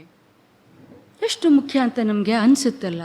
ಇನ್ನೂ ಮುಂದುವರೆದು ಇಡೀ ಅದರ ಮ್ಯಾನಿಫೆಸ್ಟೋ ಅಂತ ಕರಿಬಹುದಾದ ಒಂದು ಮಾತಿದೆ ಕವಿರಾಜ ಮಾರ್ಗದಲ್ಲಿ. ಅವನು ಹೇಳ್ತಾನೆ, ಕಸವೇಂ ಕಸವರಮೇಂ ನೆರೆ ಸೈರಿಸಲಾರ್ಪೊಡೆ ಪರ ವಿಚಾರಮುಮಂ ಪರಧರ್ಮಮುಮಂ. ಇದು ಈ ಹೊತ್ತಿಗೆ ಶ್ರೀ ವಿಜಯ ನಮಗೆ ಕಟ್ಟಿಕೊಟ್ಟ ವಿವೇಕ ಮತ್ತು ನಾವು ಪಾಲಿಸಬೇಕಾದ ವಿವೇಕ ಅಂತ ನನಗೆ ಅನಿಸುತ್ತೆ. ಕಸವೇಂ ಕಸವರಮೇಂ. ಕಸವರ ಅಂದರೆ ಚಿನ್ನ. ಯಾವುದು ಚಿನ್ನ? ಒಂದು ಸಮುದಾಯದಲ್ಲಿ ಯಾವುದು ಸಂಪತ್ತು? ಸ್ವಿಸ್ ಬ್ಯಾಂಕಲ್ಲಿ ಎಷ್ಟು ಅಕೌಂಟ್ ಇಟ್ಟಿದ್ದೀವಿ ಅಂತನಾ? ಎಷ್ಟು ಎಕರೆ ಜಮೀನನ್ನು ನಾನು ಗುಳುಂ ಮಾಡಿದ್ದೀನಿ ಅಂತನಾ? ಎಷ್ಟು ಕೋಟಿಯನ್ನು ನಾನು ಭ್ರಷ್ಟಾಚಾರದಲ್ಲಿ ನುಂಗಿದ್ದೀನಿ ಅಂತನಾ? ನಿಜವಾದ ಸಂಪತ್ತು ಯಾವುದು? ನೆರೆ ಸೈರಿಸಲಾರ್ಪೊಡೆ ಪರ ವಿಚಾರಮುಮಂ ಪರ ಧರ್ಮಮುಮಂ. ಬೇರೆಯವರ ಧರ್ಮಗಳನ್ನು ಮತ್ತು ವಿಚಾರಗಳನ್ನು ಒಂದು ನಾಗರಿಕ ಸಮುದಾಯದಲ್ಲಿ ನಾವು ಗೌರವಿಸಬೇಕು ಅಲ್ವಾ? ಇದು ನಿನ್ನ ಧರ್ಮ, ಇದು ನಿನ್ನ ವಿಚಾರ, ಇದು ನನ್ನ ಧರ್ಮ, ಇದು ನನ್ನ ವಿಚಾರ. ನಿಂದು ನಿನಗಿರುತ್ತೆ, ನನ್ನದು ನನಗಿರುತ್ತೆ. ಭಿನ್ನವಿದ್ದು ಬೆರೆಯಬಹುದು ಅಲ್ವಾ? ಸರ್ವ ಜನಾಂಗದ ಶಾಂತಿಯ ತೋಟ. ಹಿಂದೂ, ಕ್ರೈಸ್ತ, ಮುಸಲ್ಮಾನ, ಪಾರಸಿಕ, ಜೈನರು, ಉದ್ಯಾನ್. ಆ ಮಾತನ್ನು ಕೇಳಿದಾಗಲೆಲ್ಲ ಕುವೆಂಪು ಅವರ ಆಶಯ ಏನಿತ್ತು ಮತ್ತು ಕುವೆಂಪು ಇಡೀ ಕನ್ನಡ ನಾಡಿನ ಪ್ರತಿನಿಧಿಯಾಗಿ ಅಂಥದ್ದೊಂದು ಮಾತನ್ನು ಅವ್ರು ಬರೆದಿದ್ದಲ್ವ, ಸರ್ವ ಜನಾಂಗದ ಶಾಂತಿಯ ತೋಟ. ಎಲ್ಲ ಜನಾಂಗಗಳು ಸೇರಿ ಶಾಂತಿಯ ಒಂದು ತೋಟವನ್ನು, ಬರೀ ಸುಂದರವಾದ ತೋಟ ಅಂತ ಹೇಳ್ತಾ ಇಲ್ಲ ಕುವೆಂಪು, ಶಾಂತಿಯ ತೋಟ ಅಂತ ಹೇಳ್ತಾ ಇದ್ದಾರೆ. ಅದ್ರ ಮೂಲ ಇರೋದು ಇದೇ ಕವಿರಾಜ ಮಾರ್ಗದಲ್ಲೇನೇನೆ. ನೆರೆ ಸೈರಿಸಲಾರ್ಪೊಡೆ.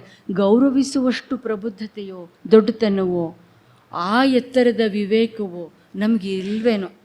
ಪರವಾಗಿಲ್ಲ, ಹೋಗಲಿ ಬಿಡಿ, ನಮಗದು ಇಲ್ಲದೆ ಹೋದರೂ ಪರವಾಗಿಲ್ಲ. ನೆರೆ ಸೈರಿಸಲಾರ್ಪೊಡೆ. ಕೊನೆ ಪಕ್ಷ ಸಹಿಸ್ಕೋಬೇಕಲ್ವೇನ್ರಿ? ನಮ್ಮ ಪಕ್ಕದ ಮನೆಯವ್ರು ಮೀನು ತಿಂತಾರೆ, ನಾನು ತಿನ್ನಲ್ಲ. ಆದರೆ ಮೀನು ತಿನ್ನುವ ಅವರ ಆಹಾರದ ಹಕ್ಕನ್ನು ನಾನು ನಿರಾಕರಿಸೋಕ್ಕಾಗಲ್ಲ ಅಲ್ವಾ? ನಿರಾಕರಿಸಬಾರ್ದಲ್ವ? ನನ್ನ ವಿವೇಕ ಅಷ್ಟು ಹೇಳಬೇಕು. ನನಗೆ ಹೊಟ್ಟೆಲಿ ಸಂಕಟ ಆಗ್ಬೋದು ಆ ವಾಸನೆಗೆ, ಆದರೆ ನಾನು ಬಾಯಿ ಮುಚ್ಕೊಂಡು ಇರಬೇಕು. ಯಾಕೆ ಅಂತಂದರೆ ಆಹಾರ ಅವರ ಹಕ್ಕು. ಏನು ನಾವು ಇವತ್ತು ಹೆಂಗೆ ಆಗೋಗ್ಬಿಟ್ಟಿದ್ದೀವಿ ಅಂತಂದರೆ, ನಾವು ಆ ಧರ್ಮದವ್ರಿಗೆ ಮನೆ ಕೊಡಲ್ಲ, ಈ ಧರ್ಮದವ್ರಿಗೆ ಮನೆ ಕೊಡಲ್ಲ, ಮಾಂಸಾಹಾರಿಗಳಿಗೆ ಮನೆ ಕೊಡೋದಿಲ್ಲ. ಏನ್ರಿ, ಬಹುಶಃ ಯಾವ ಕಾಲದಲ್ಲೂ ನಾವು ಭಾರತೀಯರಿಷ್ಟು ಅನಾಗರಿಕರಾಗಿರಲಿಲ್ಲ, ಇವಾಗಿನಷ್ಟು. ಇಷ್ಟು ಅನಾಗರಿಕರಾಗಿ ಹೋಗಿದ್ದೀವಲ್ಲ ನಾವಿವತ್ತು. ಯಾವುದು ಆಹಾರದಲ್ಲಂತೂ ಯಾವುದು ಸರಿ ಅಂತ ಇರೋಕ್ಕೆ ಸಾಧ್ಯ ಇಲ್ಲ, ತಪ್ಪು ಅಂತ ಇರೋಕ್ಕೆ ಸಾಧ್ಯ ಇಲ್ಲ. ಅದು ನಮ್ಮ ದೇಹ ಪ್ರಕೃತಿ ಇರ್ಬೋದು, ನಮ್ಮ ಅಭ್ಯಾಸ ಇರ್ಬೋದು ಅಲ್ವಾ, what ever it may be.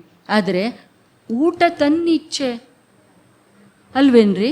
ಹಾಗಿರೋವಾಗ ಇಲ್ಲಿರೋರಿಗೆ ಕೋಪ ಬರ್ತಿರ್ಬೋದು ನನ್ನ ಮೇಲೆ, ಬರಲಿ ಪರವಾಗಿಲ್ಲ. ಆದರೆ ಯಾವ ಸರ್ವ ಜನಾಂಗದ ಶಾಂತಿಯ ತೋಟವನ್ನು ನಾವು ಇನ್ನೂ ಒಂದು ಕನಸು ಕಾಣ್ಕೊಂಡೇ ಇದ್ದೀವಲ್ಲ, ಮತ್ತು ಆ ಕನಸಿನ ಬೀಜವನ್ನು ಬಿತ್ತಿದವನು ಶ್ರೀ ವಿಜಯನಾಗಿದ್ದಾನೆ. ನೆರೆ ಸೈರಿಸಲ. ಕೊನೆ ಪಕ್ಷ ಸಹಿಸ್ಕೊಂಡಿರು ಮರಯ್ಯ, ಅಷ್ಟಾದರೂ ಮಾಡ್ಬೋದಲ್ಲ. I don't agree with you. ಆದರೆ ನಿನ್ನ ಆ ಹಕ್ಕನ್ನು ನಾನು ಪ್ರಾಣ ಕೊಟ್ಟಾದರೂ ನಾನು ರಕ್ಷಿಸ್ತೀನಿ ಅನ್ನುವಷ್ಟು ವಿವೇಕವನ್ನು ನನ್ನ ಶಿಕ್ಷಣವೋ, ನನ್ನ ಪರಂಪರೆಯೋ, ನನ್ನ ಧರ್ಮವೋ ನನಗೆ ಕಟ್ಟಿಕೊಡದೆ ಹೋದರೆ ಅದು ಯಾವ ಧರ್ಮ? ಈ ಮಾತನ್ನು ಹೇಳ್ತಾ ಇಲ್ಲಿ ಶ್ರೀ ವಿಜಯ ರಾಜಧರ್ಮವನ್ನು, ಜನಧರ್ಮವನ್ನು ಅಲ್ವಾ, ಎಲ್ಲವನ್ನೂ ಹೇಳ್ತಾ ಇದ್ದಾನೆ. ನೋಡಿ, ನಾವು ಹೇಗಿರಬೇಕು? ನಾವು ಯಾರ ಪರವಾಗೂ ಇರಬೇಕಾಗಿಲ್ಲ, ಯಾರ ವಿರುದ್ಧವಾಗಿಯೂ ಇರಬೇಕಾಗಿಲ್ಲ. ಸಹಿಷ್ಣುತೆ ಅನ್ನೋದೇ ನಮ್ಮ ಮೂಲ ಗುಣ ಆಗಿರಬೇಕು ಅನ್ನೋದನ್ನು ಶ್ರೀ ವಿಜಯ ಹೇಳ್ತಾ ಇದ್ದಾನೆ. ಸಹಿಷ್ಣುತೆ. ಇವತ್ತು ಇಡೀ ಜಗತ್ತನ್ನು ಆವರಿಸ್ಕೊಂಡಿರೋದು ಅಸಹಿಷ್ಣುತೆ ಅಲ್ವಾ? ನನಗದಾಗಲ್ಲ, ನನಗೆ ಕಂಡ್ರಾಗಲ್ಲ ಅಂತ ಹೇಳಿ ಮಾತ್ರ ಸುಮ್ಮನೆ ಆಗಿಬಿಡ್ತೀವ. ಎಷ್ಟರ ಮಟ್ಟಿಗೆ ನಾವು ಇವತ್ತು ತೀವ್ರವಾಗಿ ಪ್ರತಿಕ್ರಿಯಿಸ್ತೀವಿ ಅಂತಂದರೆ, ಕಲಬುರ್ಗಿ ಮೇಷ್ಟ್ರನ್ನ ಯಾಕೆ ಕೊಲೆ ಮಾಡಲಾಯಿತು ಹೇಳಿ? ಯಾಕೆ ಕೊಲೆ ಮಾಡಲಾಯಿತು? ದಿನಕ್ಕೆ 18 ಗಂಟೆ ಓದ್ನಲ್ಲಿ ಕಾಲ ಕಳೀತಾ ಇದ್ದಂಥ ಮೇಷ್ಟ್ರವರು ಬೆಳಗ್ಗೆ 2 ಗಂಟೆಗೆ ಹೇಳ್ತಾಯಿದ್ರು, ಮತ್ತೆ 7 ಗಂಟೆವರೆಗೂ ಓದ್ತಾಯಿದ್ರು, 7 ಗಂಟೆಯಿಂದ 8 ಗಂಟೆವರೆಗೂ ಮಲಗ್ತಾಯಿದ್ರು, ಮತ್ತೆ ಎದ್ದು ಯೂನಿವರ್ಸಿಟಿಗೆ ಹೋಗು, ಓದು, ಸಂಶೋಧನೆ ಮಾಡು, ಬರೀ. ಇವತ್ತಿಗೆ ಅವರ ಬರವಣಿಗೆಯ ಪ್ರಮಾಣ ಎಷ್ಟಿದೆ ಕಲಬುರ್ಗಿ ಅವರದ್ದು ಅಂತಂದರೆ 14,000 ಪುಟಗಳಿದ್ದಾವೆ ಅವರ ಬರವಣಿಗೆ. ಯಾವ ಜನಸಾಮಾನ್ಯರು ಮನುಷ್ಯರು ಇದನ್ನು ಮಾಡೋಕ್ಕೆ ಸಾಧ್ಯ ಇದೆ? ಒಂದು ವಿಶ್ವವಿದ್ಯಾಲಯ ಮಾಡಬಹುದಾದ ಕೆಲಸವನ್ನು ಕಲಬುರ್ಗಿಯವರು ಮಾಡಿದರು. ಅಂತಹ ಮೇಷ್ಟ್ರನ್ನು ಹೇಗೆ ಕೊಲೆ ಮಾಡಲಾಯಿತು? ಯಾಕೆ ಕೊಲೆ ಮಾಡಲಾಯಿತು? ಯಾಕೆಂದರೆ ಅವರು ಸತ್ಯದ ಪರವಾಗಿದ್ದರು ಅನ್ನುವ ಕಾರಣಕ್ಕಲ್ವಾ?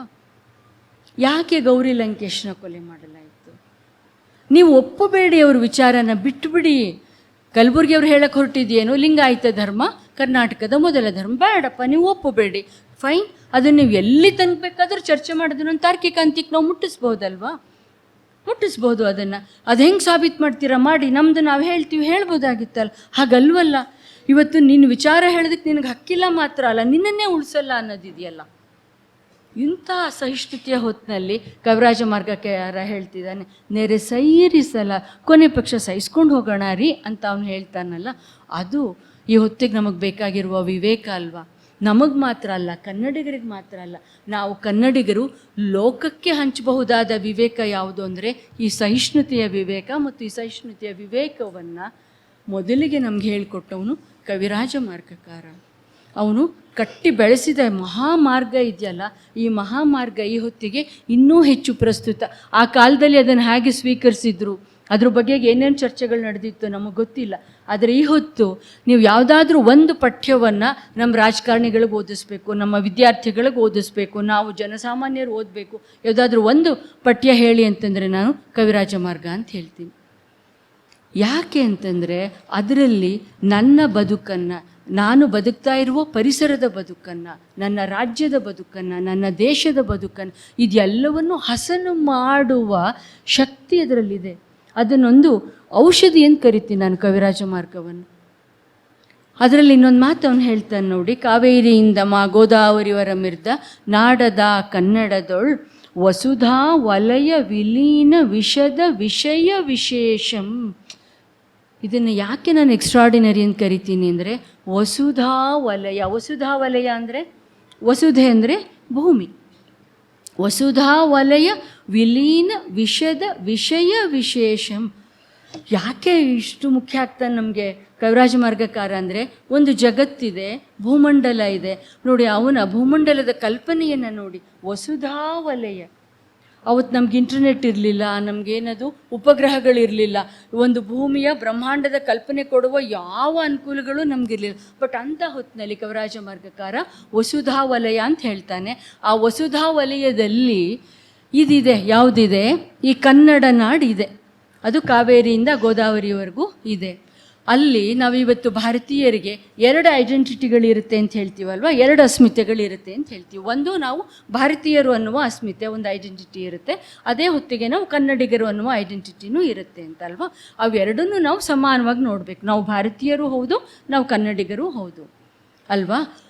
ಈ ಐಡೆಂಟಿಟಿಯ ಪ್ರಶ್ನೆಯನ್ನು ಅಲ್ಲಿ ಕವಿರಾಜ ಮಾರ್ಗಕಾರ ಹೇಳ್ತಾ ಇದ್ದಾನೆ. ನಾವು ಕನ್ನಡಿಗರು ಹೌದು, ಆದರೆ ನಾವು ಕನ್ನಡಿಗರು ಜಗತ್ತಿನ ಒಂದು ಭಾಗವೂ ಹೌದು. ನಾವು ಕನ್ನಡಿಗರು ಜಗತ್ತಿನ ಒಂದು ಭಾಗವೂ ಹೌದು ಅನ್ನೋವಾಗ ಸಹಜವಾಗಿಯೇ ನಮ್ಮಲ್ಲೊಂದು ವಿನಯ ಹುಟ್ಟುತ್ತೆ. ನನ್ನ ಭಾಷೆನೇ ಶುರು ಮತ್ತು ಕೊನೆ ಅಲ್ಲ ಜಗತ್ತಿನಲ್ಲಿ ಇನ್ನೂ ಅನೇಕ ಭಾಷೆಗಳಿದ್ದಾವೆ ಅನ್ನುವ ವಿವೇಕವನ್ನು ಅದು ಕೊಡುತ್ತೆ. ಅದೇ ಹೊತ್ತಿಗೆ ಇಡೀ ಜಗತ್ತಿನ ನಾವೆಲ್ಲರೂ ಒಂದೇ ಅನ್ನುವ ಭಾವವನ್ನು ನಾವು ಉಳಿಸ್ಕೋಬೇಕಲ್ಲ. ನಾವು ಯಾವುದನ್ನು ಜಾಗದ ವಿಶ್ವಾತ್ಮಕತೆ ಮತ್ತು ಸ್ಥಳೀಯತೆ ಅಂತ ಕರಿತೀವಲ್ವ. ಸ್ಥಳೀಯತೆ ಅಂದರೆ ಲೋಕಲ್, ಇದು ನನ್ನ ಈ ಲೋಕಲ್ ಐಡೆಂಟಿಟಿ ಒಂದಿದೆ, ಅಟ್ ದ ಸೇಮ್ ಟೈಮ್ ನನಗೆ ಜಗತ್ತಿನ ಒಂದು ಐಡೆಂಟಿಟಿ ಕೂಡ ಒಂದಿದೆ ಅಂತ. ಅನಂತಮೂರ್ತಿ ಅವ್ರದ್ದೊಂದು ಕವಿತೆನಲ್ಲಿ ಹೇಳ್ತಾರೆ, ನಾನು ಅಮೇರಿಕಕ್ಕೆ ಹೋದಾಗ ಭಾರತೀಯ, ಭಾರತದಲ್ಲಿ ನಾನು ಕರ್ನಾಟಕದವ, ಕರ್ನಾಟಕದಲ್ಲಿ ನಾನು ಶಿವಮೊಗ್ಗದಲ್ಲಿ ನಾನು ತೀರ್ಥಹಳ್ಳಿಯಲ್ಲಿ ನಾನು ದುರ್ವಾಸಪುರದವ, ದುರ್ವಾಸಪುರದಲ್ಲಿ ನಾನು ಅದ್ಯಾರ್ದು ಅವ್ರ ತಂದೆ ಹೆಸರು ರಾಜಗೋಪಾಲಾಚಾರ್ಯರ ಮನೆಯವ ಅಲ್ವಾ. ಅಲ್ಲಿಂದ ಹೇಗೆ ಬರ್ತೀವಲ್ಲ. ಇವನು ಏನು ಹೇಳ್ತಾ ಇದ್ದಾನೆ ಕವಿರಾಜ ಮಾರ್ಗಕಾರ ಅಂದರೆ, ಅದು ಒಂದು ಇನ್ನೊಂದಕ್ಕಿಂತ ಬೇರೆ ಅಲ್ಲ, ಅದನ್ನು ಅದೇ ಬೇರೆ ಇದೇ ಬೇರೆ ಅಲ್ಲ, ಒಂದು ಇನ್ನೊಂದಕ್ಕೆ ಹೆಣ್ಕೊಂಡಿರುತ್ತಲ್ಲ. ಯಾವುದನ್ನು ಆಮೇಲೆ ಕುವೆಂಪು ವಿಶ್ವಮಾನವ ತತ್ವ ಅಂತ ಕರೆದ್ರು, ಆ ವಿಶ್ವಮಾನವ ತತ್ವವನ್ನೇ ಇಲ್ಲಿ ಕವಿರಾಜ ಮಾರ್ಗಕಾರ ಹೇಳ್ತಾ ಇರೋದು. ವಸುಧಾ ವಲಯ, ಭೂಮಿಯಲ್ಲಿ ಕನ್ನಡ ನಾಡಿದೆ, ಕನ್ನಡ ನಾಡಿನಲ್ಲಿ ನಾವು ಕನ್ನಡಿಗರಿದ್ದೀವಿ. ನಮಗೆ ಕನ್ನಡಿಗರಿಗೆ ನಮ್ಮದೇ ಆದ ಒಂದು ಐಡೆಂಟಿಟಿ, ನಮ್ಮದೇ ಆದ ಒಂದು ಅಸ್ಮಿತೆ ಎಲ್ಲವೂ ಇದೆ, ಅಬ್ಸಲ್ಯೂಟ್ಲಿ ಫೈನ್. ಆದರೆ ನಾವು ಮರೆಯಬಾರದ ಸಂಗತಿ ಯಾವುದು ಅಂದರೆ ನಾವು ಇಡೀ ಜಗತ್ತಿಗೆ ಸೇರಿದವರು ಅನ್ನೋದನ್ನು ನಾವು ಮರೆಯಬಾರದು. ಯಾವುದನ್ನೆಲ್ಲ ನಾವು ಈ ಕಾಲದ ಚಿಂತನೆಗಳು ಅಂತ ಕರಿತಾ ಇದ್ದೀವೋ ಅಲ್ವಾ, ಅದು ಸಬಾಲ್ಟರ್ನ್ ಸ್ಟಡೀಸ್ ಇರ್ಬೋದು ಅಥವಾ ಅದು ವಿಶ್ವಮಾನವ ತತ್ವ ಇರ್ಬೋದು, ಅಂಥ ಎಲ್ಲ ತತ್ವಗಳ ಮೂಲ ಬೀಜಗಳು ಕವಿರಾಜ ಮಾರ್ಗದಲ್ಲಿದೆ ಅನ್ನೋದು ನನಗೆ ತುಂಬ ಮಹತ್ವದ್ದಾಗಿ ಕಾಣುತ್ತೆ. ಇದನ್ನೆಲ್ಲ ಗ್ರಹಿಸಿಯೇ ಪ್ರಾಯಶಃ ಶೆಲ್ಡನ್ ಪೊಲಾಕ್ ತೆರೆದವರು ಇದು ಜಗತ್ತಿನ 10 ಮಹತ್ವದ ಪಠ್ಯಗಳಲ್ಲಿ ಒಂದು ಅಂತ ಹೇಳ್ತಿರೋದು. ರಾಜಕೀಯ ಪಠ್ಯ ಅಂತ ಯಾಕೆ ಹೇಳ್ತಾ ಇದ್ದಾರೆ ಅವರು ನೋಡಿದ್ರೆ, ಅದು ಲಾಕ್ಷಣಿಕ ಗ್ರಂಥ. ಅರ್ಥಾಲಂಕಾರ, ಶಬ್ದಾಲಂಕಾರ, ಕಾವ್ಯದಲ್ಲಿ ದೋಷ ಅದೋಷ ಅದನ್ನು ಹೇಳ್ತಾ ಇರೋ ಕೃತಿಯಾದರೂ ಅದರ ಮೂಲ ಗುರಿ ಯಾವುದಾಗಿದೆ ಅಂತಂದರೆ ಅದು ಮುಖ್ಯವಾಗಿ ಜನಸಾಮಾನ್ಯರನ್ನು ಎತ್ತಿ ಹಿಡಿಯುವ ಒಂದು ಕೆಲಸವನ್ನು ಮಾಡ್ತಾ ಇದೆ. ಹಾಗೆ ಮಾಡ್ತಾ ಇರೋವಾಗ ನೃಪತುಂಗನ ಒಪ್ಪಿಗೆ ಇತ್ತು, ಅದಕ್ಕೆ ರಾಜನ ಒಪ್ಪಿಗೆ ಇತ್ತು. ರಾಜನಿಗೆ ಇಲ್ಲಯ್ಯ ನೀನು ಅವ್ರ ಮಾತು ಕೇಳಬೇಕು, ಅವ್ರಿಗೇನೇನು ಬೇಕೋ ಅದನ್ನೆಲ್ಲ ನೀನು ಮಾಡಿಕೊಡ್ಬೇಕು ಅನ್ನೋ ಮಾತನ್ನು ತನ್ನ ಆಸ್ಥಾನದಲ್ಲಿರೋ ಒಬ್ಬ ಕವಿ ಹೇಳಿದ್ರೆ, ಒಬ್ಬ ರಾಜ ಅದನ್ನು ಕೇಳಿದ್ನೋ ಅನ್ನೋ ಮಾತು ಬಂದರೆ, ಇಡೀ ಕಾವ್ಯವನ್ನು ಓದ್ತಾ ಇರುವಾಗ ನಮ್ಗೆ ಅನ್ಸೋದೇನು ಅಂದರೆ ನೃಪತುಂಗನಿಗೂ ಅದರಲ್ಲಿ ಸಹಮತಿ ಇತ್ತು ಅನ್ನೋದು. ಅಂದರೆ ಯಾರನ್ನು ನಾವು ಒಬ್ಬ ಟಿಪಿಕಲ್ ರಾಜ ಅಂತ ತಿಳ್ಕೊಂಡಿದ್ದೀವೋ, ರಾಜ ಅಂದರೆ ಒಂದು ಸಿಂಹಾಸನ, ಒಂದು ಕಿರೀಟ, ಒಂದಿಮಾಗದರು ಅಲ್ವಾ, ಅದೇನದು ಬೆಳ್ಗೋಡೆ ಅವೆಲ್ಲ ಇರ್ತವೆ ಅಂತ ತಿಳ್ಕೊಂಡಿದ್ದೀವೋ, ಅವನ ಒಳಗಡೆನಲ್ಲಿ ಒಬ್ಬ ಪ್ರಜಾಪ್ರಭುತ್ವವಾದಿ ಇದ್ದಾನೆ ಅನ್ನೋದಿದೆಯಲ್ಲ, ಅದು ನಮ್ಗೆ ಎಷ್ಟು ಸಂತೋಷವನ್ನು ಕೊಡುತ್ತೆ. ನಾವು ಎಂತೆಂಥ ರಾಜರನ್ನು ನೋಡಿದ್ದೀವಲ್ವೇನ್ರಿ ಇತಿಹಾಸದಲ್ಲಿ, ಎಂತೆಂತಹ ರಾಜರು. ರಷ್ಯಾದಲ್ಲಿ ಒಬ್ಬ ರಾಜ ಅವನಿಗೆ ಊಟ ರುಚಿಸಬೇಕು ಅಂತಂದರೆ ಪ್ರತಿದಿನ ಅವನು ಊಟ ಮಾಡೋ ಹೊತ್ತಿನಲ್ಲಿ, ಬೆಳಗ್ಗೆ ಮಧ್ಯಾಹ್ನ ಸಾಯಂಕಾಲ ಅವನು ಊಟ ಮಾಡುವ ಹೊತ್ತಿನಲ್ಲಿ ಕೆಲವು ಕೈದಿಗಳನ್ನು ಕರ್ಕೊಂಡು ಬರಬೇಕು. ಅವನ ಎದುರಿಗೇನೆ ಅವನಿಗೆ ಒಂದು ಬಂಗಾರದ ತಟ್ಟಿನಲ್ಲಿ ಎಲ್ಲ ಊಟ ಬಡಿಸ್ಕೊಟ್ಟಿದ್ದಾರೆ. ಎದುರಿಗೆ ಒಂದಷ್ಟು ಜನ ಕೈದಿಗಳನ್ನು ಕರ್ಕೊಂಡು ಬಂದು ಅವ್ರಿಗೆ ಚಾವಟಿನಲ್ಲಿ ಹೊಡಿತಾ ಇರಬೇಕಂತೆ. ಅವರು ಚೀರ್ತಾ ಇದ್ದರೆ, ಅವ್ರ ಮೈಯಿಂದ ರಕ್ತ ಬರ್ತಾ ಇದ್ದರೆ ಇವನಿಗೆ ಊಟ ತುಂಬ ರುಚಿಸ್ತಾ ಇತ್ತಂತೆ. ಇದೊಂದು ಸಣ್ಣ ಉದಾಹರಣೆ. ಇಂಥ 100 ಉದಾಹರಣೆಗಳು ನಮಗೆ ಇತಿಹಾಸದಲ್ಲಿ ಸಿಗುತ್ತೆ. ಇಂತಹ ರಾಜಪ್ರಭುತ್ವದ ಪರಂಪರೆಯಲ್ಲಿ ನೃಪತುಂಗ ಎಷ್ಟು ವಿಶೇಷವಾಗಿ ಕಾಣಿಸ್ತಾನೆ ಅಲ್ವಾ.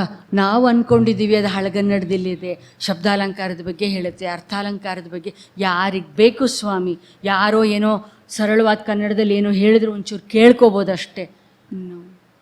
ನಾನು ಯಾಕೆ ಅದನ್ನು ಈ ಕಾಲದ ಮಾರ್ಗದರ್ಶಕ ಕೃತಿ ಅಂತ ಕರಿತೀನಿ, ಯಾಕೆ ಇದನ್ನು ನಮ್ಮ ಜನಪ್ರತಿನಿಧಿಗಳಿಗೆ ಓದಿಸ್ಬೇಕು ಅಂತ ನಾನು ಆಸೆ ಪಡ್ತೀನಿ ಅಂತಂದರೆ, ಸ್ವಾಮಿ ರಾಜರಾದರೆ ಹೀಗಿರಬೇಕು, ಆಳುವವರು ಅಂದರೆ ಹೀಗಿರಬೇಕು ಅನ್ನೋದಕ್ಕೆ ಅದೊಂದು ಗೈಡ್ಲೈನ್ಸನ್ನು ಕೊಡ್ತಾ ಇದೆಯಲ್ವ.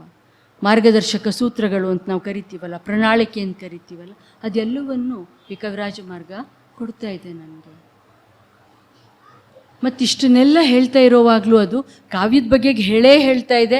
ನಮ್ಗೆ ಆಸಕ್ತಿ ಇದ್ದರೆ ಅದನ್ನು ಓದ್ಕೊಳ್ಳೋಣ. ಶಬ್ದಾಲಂಕಾರ ಅಂದರೆ ಹೆಂಗಿರಬೇಕು, ಅರ್ಥಾಲಂಕಾರ ಅಂದರೆ ಹೆಂಗಿರಬೇಕು, ಒಂದು ಕಾವ್ಯದಲ್ಲಿ ಸಂಸ್ಕೃತ ಎಷ್ಟಿರಬೇಕು ಎಷ್ಟಿರಬಾರ್ದು, ವಸ್ತು ಯಾವುದೇ ಎಲ್ಲ ವಿವರಗಳನ್ನೂ ಅವನು ಕೊಡ್ತಾನೆ. But for me at this moment, ಈ ಕಾಲಘಟ್ಟದಲ್ಲಿ ಈ ಘಳಿಗೆಯಲ್ಲಿ ನನಗೆ ಮುಖ್ಯ ಆಗ್ತಿರೋದು ಅವನು ನನಗೆ ತೋರಿಸ್ತಾ ಇರುವ ಲೋಕ ವಿವೇಕ ಇದೆಯಲ್ಲ, ನನಗೆ ಕಾಣಿಸ್ತಾ ಇರುವ, ತಿಳಿಸ್ತಾ ಇರುವ, ನನಗೆ ಕಟ್ಕೊಡ್ತಾ ಇರುವ ಆ ದೊಡ್ಡ ವಿವೇಕ ಇದೆಯಲ್ಲ. ನೀವು ಬದುಕಿ ನಿನ್ನ ಜನಸಾಮಾನ್ಯರನ್ನು ಬದುಕೋದಕ್ಕೆ ಬಿಟ್ಟರೆ ನೋಡಪ್ಪ, ನಿನ್ನ ರಾಜ್ಯ ಸುಭಿಕ್ಷವಾಗುತ್ತೆ, ನಿನ್ನ ರಾಜ್ಯ ಸಮೃದ್ಧವಾಗಿರುತ್ತೆ, ನಿನ್ನ ರಾಜ್ಯ ಚೆನ್ನಾಗಿರುತ್ತೆ, ಮತ್ತು ಅದು ಇಡೀ ಲೋಕಕ್ಕೂ ಒಂದು ಆದರ್ಶ ರಾಜ್ಯವೂ ಆಗಬಹುದು ಅನ್ನೋದನ್ನು ಅದು ಹೇಳ್ತಾ ಇದೆ. ಇವತ್ತು ನಮ್ಮಲ್ಲಿ ಕಲಾವಿದ್ರನ್ನ ಹೆಂಗೆ ಬೇಕು ಹಾಗೆ ದುಡಿಸ್ಕೊಳ್ಳೋ ಅಂಥದ್ದೆಲ್ಲ ಇದೆ ಅಲ್ವಾ. ನಮ್ಮಲ್ಲಿ ಹೆಂಗೆ ಬೇಕೋ ಹಂಗೆ ದುಡಿಸ್ಕೋತಾರೆ, ಯಾಕಲ್ಲ ಹೇಳಿ. ಗೋಪಾಲಕೃಷ್ಣ ಅಡಿಗರ ಒಂದು ಕವಿತೆ ಪ್ರಾರ್ಥನೆ ಅಂತ, ಪ್ರಭು ಪರಾಕು ಪಂಕ ನೊತ್ತಿ ನಡು ಬಗ್ಗಿಸುವ, ಡೊಗ್ಗು ಸಲಾಮು ಹೊಡೆಯುವ, ಹೊಗಳು ಸನ್ನಿಯ ಹೊಗಳು ಭಟ್ಟ ಖಂಡಿತ ನಾನಲ್ಲ ಅಂತ ಒಂದು ಪದ್ಯವನ್ನು ಗೋಪಾಲಕೃಷ್ಣ ಅಡಿಗರು ಪ್ರಜಾವಾಣಿಯ ಸಾಪ್ತಾಹಿಕ ಪುರವಣಿನಲ್ಲಿ ಪ್ರಕಟಿಸಿದರು. ಅದನ್ನು ಓದಿದ್ದೇನೆ. ಯಾರೋ ಒಬ್ಬರು ಮಿನಿಸ್ಟ್ರು ಹೋಗ್ಬಿಟ್ಟು ಚೀಫ್ ಮಿನಿಸ್ಟ್ರ್ ಹತ್ರ, ಸರ್ ನಿಮ್ಮ ವಿರುದ್ಧನೇ ಸರ್ ಬರೆದಿರೋದಿದು ಅಂತೆಲ್ಲ ಹೇಳಿದರು. ಗೋಪಾಲಕೃಷ್ಣ ಅಡಿಗರಾಗ ಶಾರದಾ ವಿಲಾಸ್ ಕಾಲೇಜ್ನಲ್ಲಿ ಇಂಗ್ಲೀಷ್ ಪಾಠ ಮಾಡ್ತಾಯಿದ್ರು. ಚೀಫ್ ಮಿನಿಸ್ಟರ್ ಆಫೀಸಿಂದ ಅವ್ರಿಗೊಂದು ಪತ್ರ ಹೋಯಿತು.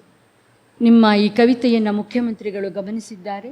ಇದರ ಬಗ್ಗೆ ಚರ್ಚಿಸಲು ಮುಖ್ಯಮಂತ್ರಿಗಳು ನಿಮ್ಮನ್ನು ಇಷ್ಟನೇ ತಾರೀಕು ಇಷ್ಟು ಗಂಟೆಗೆ ಅವರ ಕಚೇರಿಗೆ ಬರಲು ಸೂಚಿಸಿದ್ದಾರೆ ಅಂತ. ಕ್ಲಾಸ್ ಮುಗಿಸಿ ಬಂದು ಕೂತಿದ್ರು ಅಡಿಗರು. ರೊಮ್ಮಂತ ಕೋಪ ಬಂತು ಅವ್ರಿಗೆ. ಅವರ ಅಟೆಂಡ್ರನ್ನು ಕಳಿಸಿ ಒಂದು ಪೋಸ್ಟ್ ಕಾರ್ಡು, ಇನ್ಲ್ಯಾಂಡ್ ಲೆಟ್ರೂ ಅಲ್ಲ, ಒಂದು ಪೋಸ್ಟ್ ಕಾರ್ಡ್ ತರಿಸಿದ್ರು. ಅವ್ರು ಪೋಸ್ಟ್ ಕಾರ್ಡ್ ತರಿಸ್ಬಿಟ್ಟು, ಕವಿ ಒಮ್ಮೆ ಕವಿತೆಯನ್ನು ಬರೆದಾದ ಮೇಲೆ ಅದು ಸಾರ್ವಜನಿಕರ ಸ್ವತ್ತು. ಈ ಕವಿತೆಯ ಬಗ್ಗೆ ಮುಖ್ಯಮಂತ್ರಿಗಳಿಗೆ ಇನ್ನೂ ಹೆಚ್ಚಿನ ವಿವರಗಳೇನಾದರೂ ಬೇಕಾದರೆ ಈ ಕವಿತೆಯನ್ನು ನನಗಿಂತ ಚೆನ್ನಾಗಿ ಅರ್ಥೈಸಬಲ್ಲ ಯು ಆರ್ ಅನಂತಮೂರ್ತಿಯವರನ್ನೋ ಸುಮತೀಂದ್ರ ನಾಡಿಗರನ್ನೋ ಕೇಳಬಹುದು. ಇಷ್ಟಕ್ಕೂ ಮುಖ್ಯಮಂತ್ರಿಗಳಿಗೆ ಅನುಕೂಲವಾದ ದಿನ ಮತ್ತು ವೇಳೆಯಲ್ಲಿಯೇ ನಾನು ಏಕೆ ಭೇಟಿಯಾಗಬೇಕು? ನನಗೂ ಅನುಕೂಲವಾದ ದಿನ ಮತ್ತು ವೇಳೆ ಇರಬಹುದಲ್ಲವೇ? ಇದು ಕಲೆಯ ಶಕ್ತಿ. ಇದು ಎಂತಹ ಪ್ರಭುತ್ವವನ್ನು ಎದುರಿಸೋದಕ್ಕೆ ಬೇಕಾಗಿರುವ ಕಲೆಯ ನೈತಿಕ ಶಕ್ತಿ. ಅಡಿಗರ ಇಂಥ ನಿಲುವಿನ ಹಿಂದೆ ಕವಿರಾಜ ಮಾರ್ಗಕಾರ ಇದ್ದಾನೆ, ವಚನಕಾರರಿದ್ದಾರೆ, ಕುಮಾರವ್ಯಾಸ ಇದ್ದಾನೆ. ಕನ್ನಡದ ಈ ಅದ್ಭುತವಾದ ಪರಂಪರೆ ಇದೆ. ಇದರ ಮೊದಲಿಗನಾಗಿ ಕವಿರಾಜ ಮಾರ್ಗಕಾರ ಇದ್ದಾನೆ.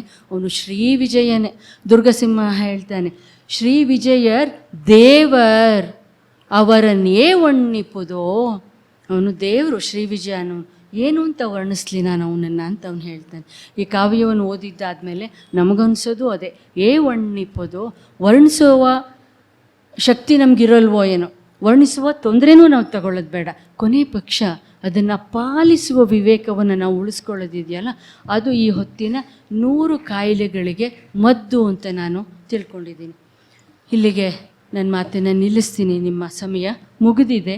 ಇಂಥ ಒಂದು ಅವಕಾಶವನ್ನು ಒದಗಿಸ್ಕೊಟ್ಟಿದ್ದಕ್ಕಾಗಿ ಚಕ್ರೇಶ್ವರಿ ಮಹಿಳಾ ಸಮಾಜಕ್ಕೆ, ಗೆಳತಿ ಪದ್ಮಿನಿಗೆ ಮತ್ತು ಇಷ್ಟು ತಾಳ್ಮೆಯಿಂದ ಕೇಳಿದ ನಿಮಗೆ ಎಲ್ಲರಿಗೂ ವಂದಿಸಿ ನನ್ನ ಮಾತುಗಳನ್ನು ಮುಗಿಸ್ತೀನಿ. ನಮಸ್ಕಾರ.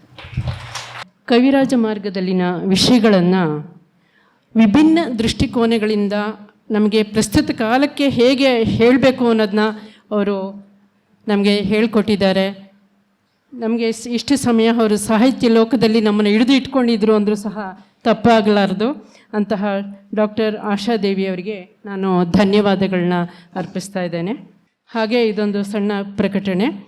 ಜೈನ ಸಾಹಿತ್ಯ ಸಿರಿ ಈ ಕಾರ್ಯಕ್ರಮ ಪ್ರಾರಂಭ ಆದಾಗಲಿಂದ ಶ್ರೀಮತಿ ಭ್ರಾಮ್ಲಾ ಮದನ್ ಅವರು ಪ್ರತಿ ತಿಂಗಳು ಕವಿ ಕೃತಿ, ಅದರಲ್ಲಿರುವ ಹಳಗನ್ನಡ ಈ ಪದ್ಯಗಳನ್ನೆಲ್ಲ ಸಹ ಅವರು ಒಂದು ವಿಡಿಯೋವನ್ನು ಮಾಡಿ ನಮಗೆ ತಲುಪಿಸ್ತಾ ಇದ್ದಾರೆ. ನಾನಂತೂ ನೋಡಿದ್ದೀನಿ, ನೀವೆಲ್ಲ ನೋಡಿದ್ದೀರೋ ಇಲ್ಲೋ ಗೊತ್ತಿಲ್ಲ. ಆ ಕಾರಣಕ್ಕೋಸ್ಕರ ನಾನು ಹೇಳ್ತಾ ಇದ್ದೀನಿ. ಏನಕ್ಕೆ ಗೊತ್ತಾ, ಇವಾಗ ಒಂದು ಕಾರ್ಯಕ್ರಮ ನಡೀತಾ ಇರಬೇಕು ಅಂದರೆ ಅದನ್ನು ಅವರು ಮಾಡಿರೋದ್ರಿಂದ, ವಿಡಿಯೋ ಮಾಡಿರೋದ್ರಿಂದ ಅದರಲ್ಲಿರೋ ಪದ್ಯಗಳನ್ನೆಲ್ಲ ಸೇರಿ ಅವರು ಒಂದು ವಿಡಿಯೋ ಮಾಡಿದ್ದಾರೆ. ಅದರಿಂದ ನಮಗೆ ಅದನ್ನು ಇನ್ನೂ ಚೆನ್ನಾಗಿ ಅರ್ಥ ಮಾಡ್ಕೋಬೋದು ಅವ್ರು ಹೇಳ್ತಾ ಇರೋ ಇದನ್ನು ಅಂತ ಹೇಳಿ ನಾನು ಅಂದ್ಕೊಂಡು ಅದು ಆ ವಿಡಿಯೋಗಳನ್ನೆಲ್ಲ ತಾವು ಸಹ ನೋಡಿ ಅವ್ರಿಗೆ ಸಹಕರಿಸಿ ಪ್ರೋತ್ಸಾಹಿಸಿ ಅಂತ ಹೇಳಿ ನಾನು ವಿನಂತಿ ಮಾಡ್ಕೊಳ್ತಾ ಇದ್ದೀನಿ. ಈಗ ಶ್ರೀಮತಿ ಶೋಭಾ ವಿಮುಕ್ತಕುಮಾರ್ ಅವರು ತಮ್ಮ ಒಂದು ಅಧ್ಯಕ್ಷೀಯ ನುಡಿಗಳನ್ನು ಆಡಬೇಕು ಅಂತ ಹೇಳಿ ನಾನು ವಿನಂತಿ ಮಾಡ್ಕೊಳ್ತಾ ಇದ್ದೀನಿ. ವಿಸಟ್ಟ ಕಂದೊಟ್ಟದಲಾಣು ಯಾರಂ ಸುಲೂಯಣಂ ಚಂದ ಸಮಾನ ತುಂಡಂ ಘೋಣಾಜಿಯಂ ಚಂಪಯ ಪುಪ್ಪಸೋಹಂ ತಂ ಗೊಮ್ಮಟೇಸಂ ಪಣಮಾಮಿಣಿಚ್ಛಂ ತಂ ಗೊಮ್ಮಟೇಸಂ ಪಣಮಾಮಿಣಿಚ್ಛಂ.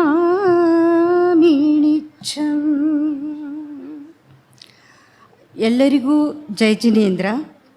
ಜೈನ ಸಾಹಿತ್ಯ ಸಿರಿ ಕಾರ್ಯಕ್ರಮವು ಪ್ರಾರಂಭವಾಗಿ ಈಗಾಗಲೇ ಯಶಸ್ವಿಯಾಗಿ ಜೈನ ಸಾಹಿತ್ಯವನ್ನು ಜನಸಾಮಾನ್ಯರಿಗೆ ಪರಿಚಯಿಸುವ ಕಾರ್ಯಕ್ರಮ ಯಶಸ್ವಿಯಾಗಿ ನಡೆಯುತ್ತಿದೆ.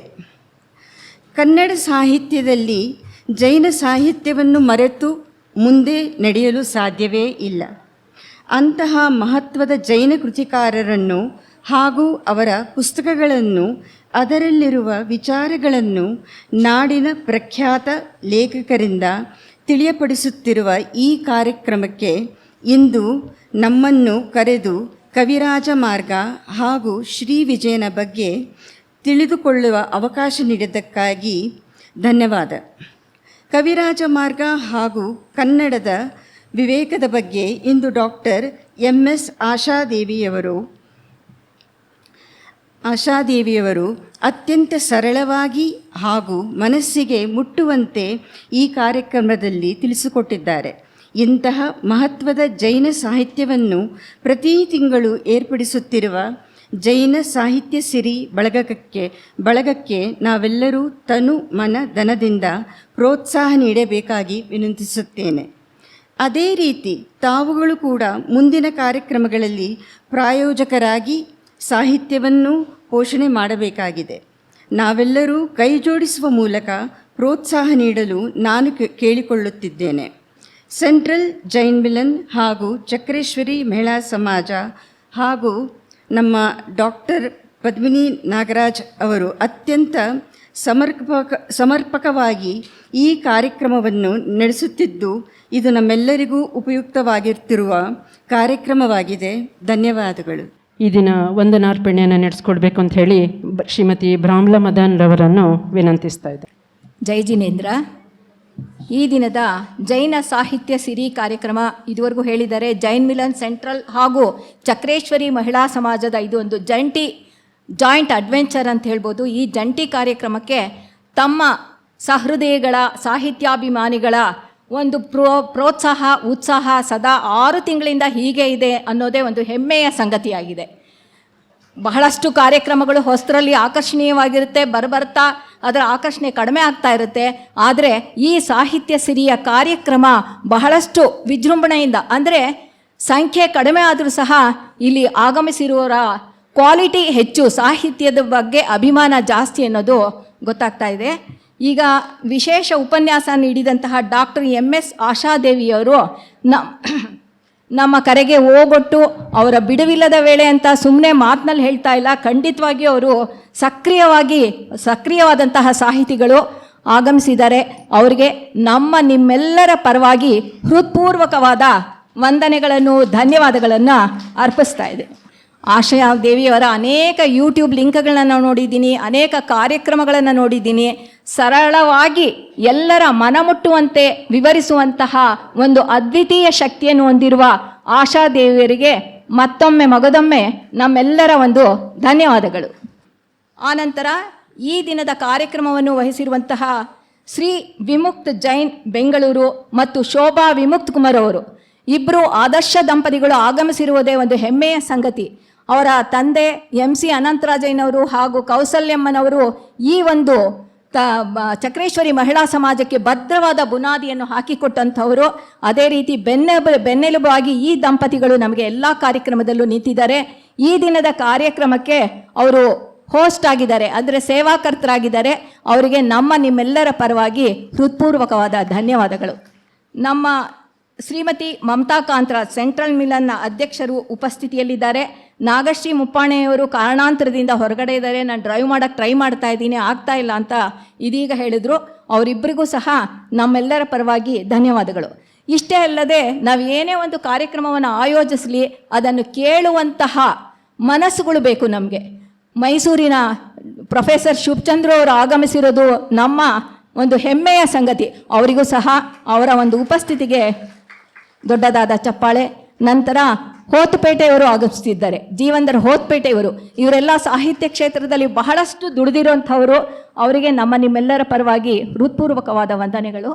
ಇಷ್ಟೇ ಅಲ್ಲದೆ ಡಾಕ್ಟರ್ ನೀರಜಾರವರು ಪ್ರತಿ ತಿಂಗಳು ಸಹ ಇದನ್ನು ಚಿತ್ರೀಕರಿಸಿ ನಮ್ಮ ಚಂದನ ಧಾರಾವಾಹಿಯಲ್ಲಿ ಬಿತ್ತರಿಸ್ತಾ ಇದ್ದಾರೆ. ಅವರಿಗೂ ಧನ್ಯವಾದಗಳು. ಹಾಗೂ ಪದ್ಮಿನಿ ನಾಗರಾಜ್ ಕಡೆಯಿಂದ ಅನೇಕರು ಕನ್ನಡ ಸಾಹಿತ್ಯ ಪರಿಷತ್ತಿನವರು ಬಂದಿದ್ದಾರೆ. ಅವ್ರ ಹೆಸರುಗಳು ನನಗೆ ಗೊತ್ತಿಲ್ಲ, ಕ್ಷಮಿಸಬೇಕು. ಅವರೆಲ್ಲರಿಗೂ ಸಹ ಆದರದ ಧನ್ಯವಾದಗಳು. ಶಾಂತಲಾ ಅವ್ರನ್ನ ಮರೆತುಬಿಟ್ಟೆ, ಹಿಂದೆ ಕುತ್ಕೊಂಡ್ಬಿಟ್ಟಿದ್ದಾರೆ. ಅವರು ಕಸ್ತೂರಿ ಪತ್ರಿಕೆಯ ಸಂಪಾದಕೀಯರು. ಶಾಂತಲಾ ಧರ್ಮರಾಜ್ರವರು ಆಗಮಿಸಿದ್ದಾರೆ. ಇದಕ್ಕಿಂತ ಹೆಚ್ಚಾಗಿ ತಾವೆಲ್ಲರೂ ಅನೇಕ ಕಾರ್ಯಕ್ರಮಗಳು ಇದ್ದಾಗ್ಯೂ ಸಹ ಇಲ್ಲಿಗೆ ಬಂದು ತಾವು ತಮ್ಮ ಒಂದು ಉಪಸ್ಥಿತಿಯನ್ನು ನಮಗೆಲ್ಲರಿಗೂ ಕೊಟ್ಟಿದ್ದೀರಾ. ತಮ್ಮೆಲ್ಲರಿಗೂ ಸಹ ಧನ್ಯವಾದಗಳು. ಮುಂದಿನ ತಿಂಗಳು ಜೂನ್ 20ನೇ ತಾರೀಕು ನಮ್ಮ ಪದ್ಮಿನಿ ನಾಗರಾಜ್ರವ್ರ ಪ್ರೋಗ್ರಾಮ್ ಅಂದರೆ ಪ್ರೋಗ್ರಾಮ್ ಫಿಕ್ಸ್ ಮೊದಲೇ ಹೇಳಿರೋದ್ರಿಂದ ತಾವು ಆ ದಿನ ಬಿಡುವು ಮಾಡಿಕೊಂಡು ಎಲ್ಲರೂ ಬರಬೇಕು. ಜೂನ್ 20ನೇ ತಾರೀಕು ಒಂದು ಕಾರ್ಯಕ್ರಮ ಇದೇ ರೀತಿಯ ನಯಸೇನನ ಧರ್ಮಾಮೃತ ಇದರ ಬಗ್ಗೆ ಅತ್ಯುತ್ತಮವಾದ ಮಾತನ್ನು ಆಡಲು ಬರ್ತಿದ್ದಾರೆ. ತಾವೆಲ್ಲರೂ ಆಗಮಿಸಬೇಕು. ಕಾರ್ಯಕ್ರಮದ ನಂತರ ರುಚಿಯಾದ ತಿಂಡಿಯ ವ್ಯವಸ್ಥೆ ಇದೆ, ಎಲ್ಲರೂ ಸಹ ಸ್ವೀಕರಿಸಬೇಕು. ಹಾಗೂ ಚಕ್ರೇಶ್ವರಿ ಮಹಿಳಾ ಸಮಾಜದ ಎಲ್ಲರೂ ಬಂದು ಫೋಟೋಗಳನ್ನ ತೆಗೆಸ್ಕೋಬೇಕು. ಸೆಂಟ್ರಲ್ ಮಿಲನ್ ಅವರು ಇದು ಒಂದು ನೆನಪು, ನಮ್ಮ ಸಾಧನೆಯನ್ನೇ ನಾವೇ ಮೆಚ್ಚಿಕೊಳ್ಳುವಂತಹ, ಬೆನ್ನು ತಟ್ಟಿಕೊಳ್ಳುವಂತಹ ಕಾರ್ಯಕ್ರಮದ ಒಂದು ಫೋಟೋ ನಮ್ಮ ಜೊತೆ ಇರಬೇಕು ಅಂತ. ಧನ್ಯವಾದಗಳು.